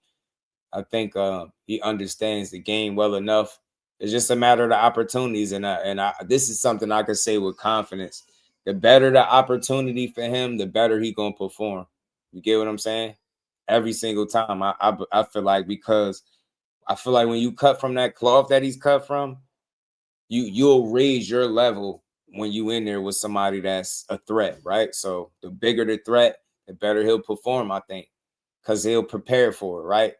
You heard him give Williams a pay the credit, and he prepared for what he felt like he was as a fighter, right? And look how he did against him. And it's the same goes for any of these other guys that he get a chance to fight. Any of them. Like, the better you are, the better he's gonna perform, and I think the better fight you're gonna get overall. Even Shakur, I don't even see Shakur is Abdullah special, man. But I think what has stopped that fight from happening is them having the same management. I don't see it happening because of the Jay Prince angle. I could be wrong. Anything could happen in the future, but just naturally, I don't see that being on the list of, like, I don't see that being high up there on the list of priorities or things to do. You know what I'm saying? I want focus. Tank gets Shakur. I ain't mad at you, John. Listen, there's not a single person, in my opinion, John, that Tank Davis is going to get in the ring with that he's not going to have a legit chance at beating. You get me? No matter who it is. But I'll just say this. I think what we seeing now is one of the reasons why you might not see it. I don't know how much longer Tank is interested in being around in this sport. And to a certain degree, I feel him. But a focused Tank could beat anybody, is what I'm saying. Focused Tank is a dangerous Tank, and he could beat anybody that you put him in the ring with. But I think that might be, if I'm being fair, man, or just my observation, John, that might be the difference between them two. Because notice something. Shakur is a little younger, right? 28. Tank is 30. Notice what you're saying. A focused Tank could beat Shakur, in my opinion. Nothing wrong with that opinion, because it's fair. Yes, he could. But we're not questioning right now if Shakur is focused. Get what I'm saying? I think they at just different points because of how they entered boxing and how they started, who they align themselves with. I just think, Tank's moves dictate a certain amount of like schooling or he got schooled to the game differently, right? And I feel like they entries to the game is just different, right? So their focuses were different, but ultimately, like at the absolute best, Tank can beat anybody getting a ring with. You know what I'm saying? I ain't no hater. He can beat anybody getting a ring with, anybody. But the fact that we even gotta say if he's focused, and just think about that. That's not the question when you look over on Shakur's side. It's not a matter of if he focused. He is. So get what I'm saying? I just think it's mental. I've always thought that could be the difference or the separation in the fight, right? Mental. Not saying Tank is mentally don't got it. I just think again, where they at, the way they lock in, they go through different things. They have different temperaments outside the ring, right? You never know Shakur to blow up in weight. It'll be a matter of inches, bro. And I'm grasping that shit, right? I'm just throwing shit out there. Like, that fight will come down to the most minor details, probably shit that we probably ain't even thinking about. You get what I'm saying? It could be lifestyle, like I said, focus, dedication. Like, Shakur sound like he's ready to chase greatness. Tank feel like, man, I accomplished a lot. Like, think about it. He said it in that interview. I already proved it to myself. I don't got to prove nothing to nobody else. Seemed like he has less time in the sport than Shakur because of what he's been able to accomplish while he's been here. And then the things that he went through, the way I guess you get treated versus the way the fans perceive you. It's a lot of different things with Tank where he might feel like, I ain't got as long in the game as some of these other guys, right? I'm get mines and get out of there. So it's a lot when it comes to that shit. But at the end of the day, man, you will never hear me tell you that Tank Davis don't got a chance to beat anybody he get in the ring with fully focused. Never. You know what I'm saying? But I feel like with Shakur, and I'll say this, they all can lose. They probably all have losses when it's all said and done if they fight each other, right? But somebody beat him. They either going to be real lucky are really good. And I'm going to lean to them being really good and being an elite level talent with an elite level performance to beat him. Tank, I feel like the same way. To beat him and really put a true L on the record is going to take a special fighter with an elite level performance. Anything less than that, you're not going to beat those two guys, in my opinion. You know what I mean? They ain't the only two, but you know, them some special talents right there. Crush the Legend, my guy. He said he got you in the ropes with that one. Shout out to John. It's all good because it's a build over here. Everything I'm saying is just something to get you, you know, to give you something to think about. But I think again, like position, I feel like the position Tank has been in is come with a lot of expectation where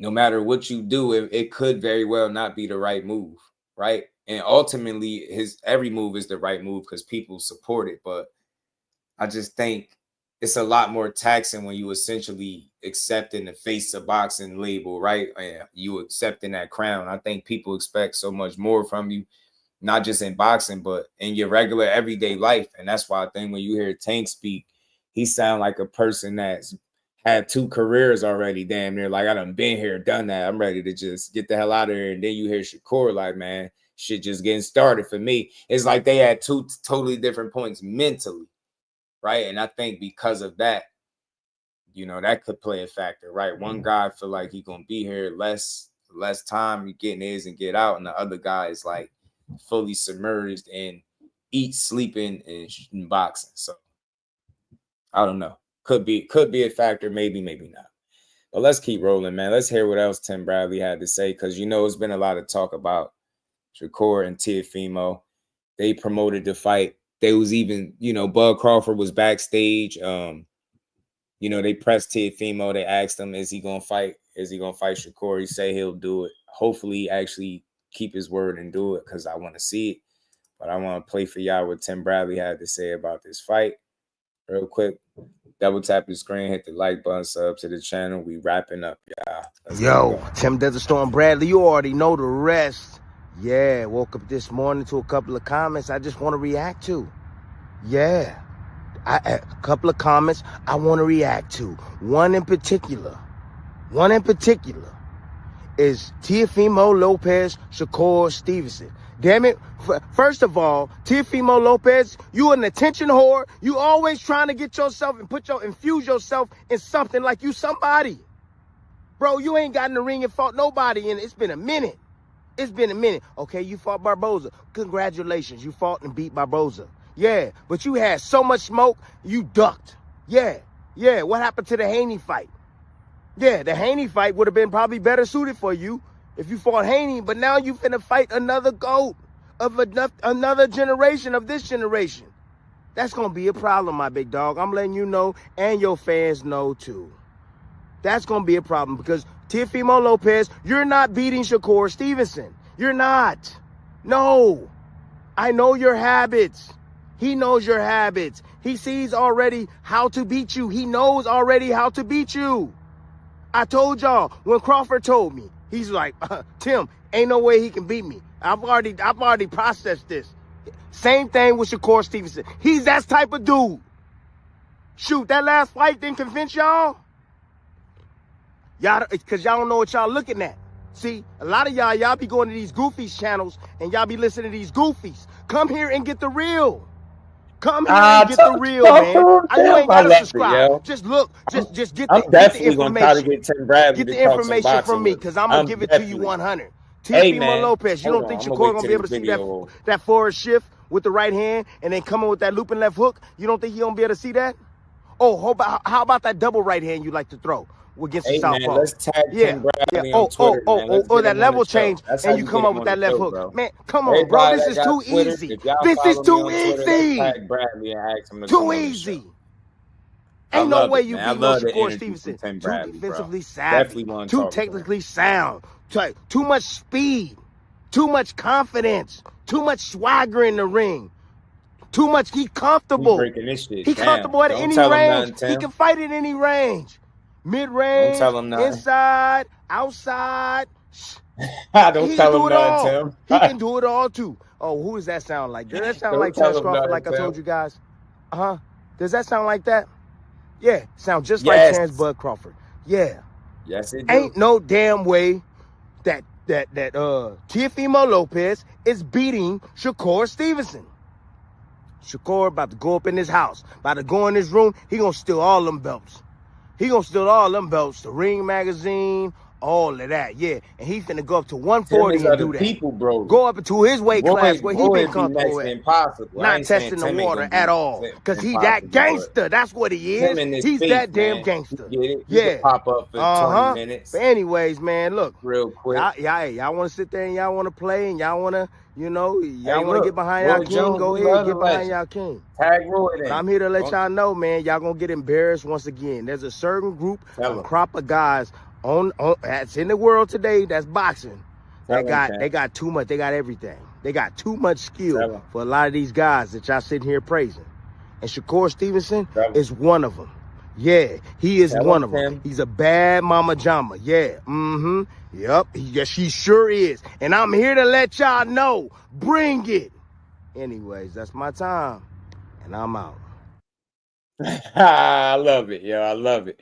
I love the content creator, Tim Bradley. Tim Bradley for president, man. Nah, listen. For me, man, I got a deep respect for these people that actually participated in the sport. For better, for worse, you could love him and hate him. Tim Bradley ain't duck no smoke. People argue, oh, he retired before fighting this one and that one. But listen, when he was competing at the highest level, he was with it all. He a Hall of Famer at the end of the day. I love to have it'd be a you know what I mean? Shit, that'd be dope to have him up here. Roy Jones, absolutely. You know what I mean? A legend of the sport. But yeah, man, if y'all got Twitter, tag him. Tag him and tag the channel, man. That's how you do it. Tag him and let's get him on here.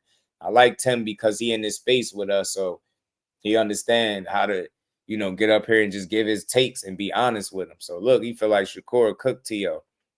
I just think it's a stylistic matchup nightmare. It could be for Tio. Shout out to Jays, man. Appreciate the love. Let me say Floyd's defense held foes to 17.5% versus Crawford's 21.5%. Lower is better. Absolutely. Plus minus Floyd, plus 24 was Crawford, plus 15. Higher is better. Stats show Floyd was harder to hit and landed more. Yeah, I don't think it's no argument. I think he was talking about Shakur, though. Shakur, and just defensively, though, because you talking that talk, man. I don't argue no stats. Shout out to Jays, man. Appreciate you. See, because Shakur right here, this is one of him. This is him having one of the highest plus-minus ratios in the sport actively today. You know what I'm saying? I had to look them all up to see who got the absolute highest, but you see that. He leads all active boxers in punches landed versus absorbed. And that shit is a wild-ass ratio. You get what I'm saying? So, look. I think when it's all said and done, all we saying is that these are some of the best fighters in the world, Jays. I ain't knocking them. They all great in their own right. Floyd is TBE, right? Shakur. You know what I'm saying? But I think the similarity that they have in common is both being great defensively. I think Shakur's trajectory is a bit different because he started out not getting hit, right? It's always been super hard to hit him. That's why I think his numbers are like high as hell the way they are, right? I think the only three with plus 20, a plus minus Jays is Loma, Floyd, and Shakur. I think it's Loma, Floyd, and Shakur with the plus minus. Appreciate them stats too, man. I like it. I like them numbers, man. You did your research, and I rock with it, and I appreciate that support, family. Much love to my guy Jays. Let me give him his. And we ain't never got to box again. Well. I already been getting these bets, but now it's time for you to get your just do. Yeah, man, we almost at 150. Yeah, if you didn't hit the like button, double tap the screen. If you ain't subscribed, please do now. Let's hit that mark, and we just wrapping up, man. This is another dope build, man. It was fun giving Terence Crawford his just due, but just for the people that stayed to the end, appreciate all y'all. Just know Canelo got his respect too, man. You know what I'm saying? He had a lot to lose Saturday, and he put it all in the line for Bud Crawford. And he shared the stage with him that allowed Bud to showcase how special he was. You know what I mean? Despite what people thought about him, right? Now, it's like, a lot more people today got to respect him. Even if you don't want to, you got to, right? It's one of them situations. Even if you hating, you got to kind of tip your hat. You get me? Shout out to 704 Joe. You know, he seen that Spence picture. Dallas, Texas. Now we getting our just due. You know, Spence in dog shape too. You seen him in the gym with Maurice Hooker. Brad said Floyd is the best if you go by paper and stats. Yeah, Brad, no argument there, bro. Shout out to Brad, man. He is the guy. Floyd is the guy. But it's just good to see a guy like Shakur come along and be able to even be in the conversations with Floyd, man. I think that speaks to how great he potentially can be, right? The fact that people will even question who's better defensively, I think that speaks volumes about Shakur as a fighter. So you just got to keep working, bro. It ain't over, man. It ain't done for him. I think he got a lot more to show people before it's all said and done. And like I said, I think he's going to have a consistent career like Crawford. I do. I think he's going to make a lot of people believers when it's all said and done. I really, really do. All he just needs is the opportunity to prove that he's great. And how do you do that? You put him in there with other guys that can push him. You know what I'm saying? But I think when it's all said and done, when it's smoke clear, he's going to be one of the best fighters in the world. I think he is now, but I think he's going to go down. He's going to solidify himself. And I think it's going to come because, again, something about him that when he fights, people more into their feelings and emotions more than what he's showing you. It's like they talk about what you like and what you don't like. And that dude be standing on business, man. So as long as he keep improving and doing what he's doing, he'll be all right. Shout out to John. I could try to pop up over there, bro. Hey, yeah, he nice for sure. He nice for sure. Jersey, putting on for Jersey in a big way, man. So I rock with him and appreciate him for that. And shout out to Shakur. He gotta come back on the show. We gotta get our part 2 now. He done got that fight in. Now we need him back on the show so we could build. And look, man, he said never use Twitter in your life. Just tag someone. Put the at symbol, bro, and start or you could post like a picture and you could tag them in it. You could tag them in a post or just put the at and start typing his name. If you're looking for Roy Jones, he should have a Twitter. I'm telling you, that's how y'all do it, man. Tag these dudes on Twitter, man. They be paying attention, bro. I definitely would like the Tim Bradley to come up here. That'd be dope. The Golden Age, some greats in the making of boxing right now. It is, yo. We just appreciate these guys. Type in a reply, quote, or tweet y'all for y'all old heads. You know what I'm saying? School them, my guy. School them.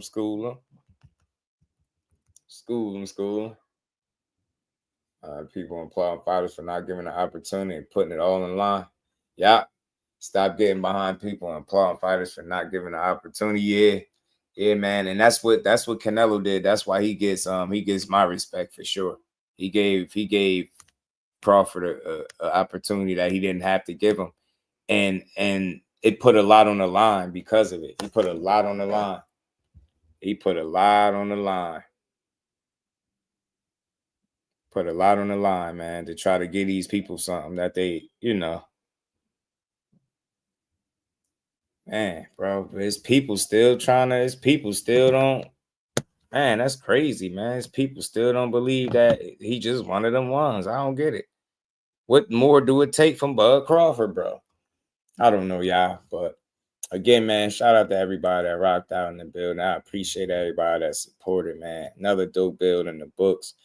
I think when the smoke clear, we're going to see who's there. When it's all said and done, man, who's standing, who's one of the last men standing. And we're going to keep building just like that, y'all. So shout out to everybody rocking out with your boy. Appreciate y'all pulling up for another dope build on this boxing. Y'all already know the drill. We'll be back tomorrow to continue this build, man, like we always do. Like I said, double tap the screen on your way out. If you haven't, man, hit that like, sub to the channel, turn your notifications on because we're going to be right back tomorrow at 4 to put that work in like we always do. Shout out to the homie Eric. John, you know it. Reef, Dante's Boxing Talk, my guy. As a Canelo fan, I've been catching hell, yeah.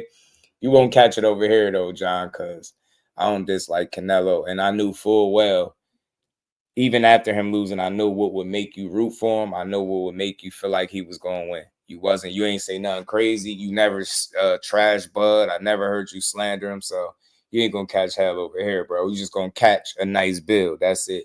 So shout out to Canelo, Team Canelo, Eddie Reynoso, and all of them. I respect him for putting it on the line against somebody that always had a chance to beat him. know what I'm saying?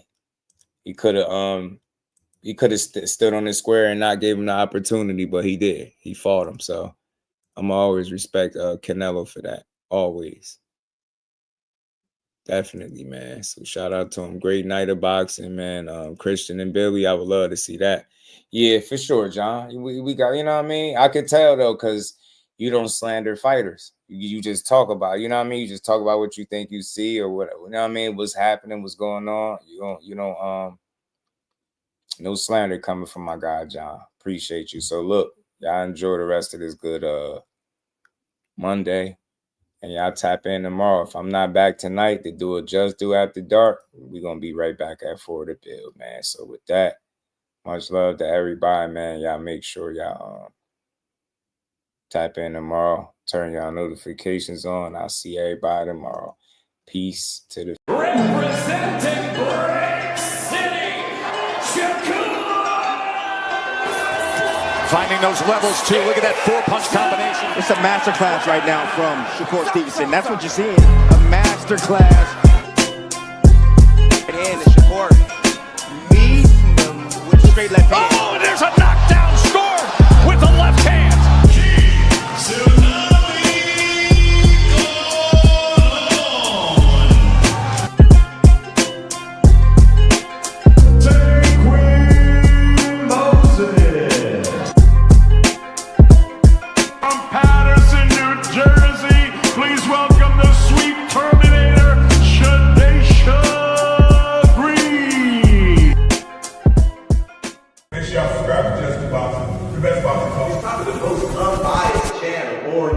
Right now, we're going to give him his Just Do. Shout out to my brother Just Do.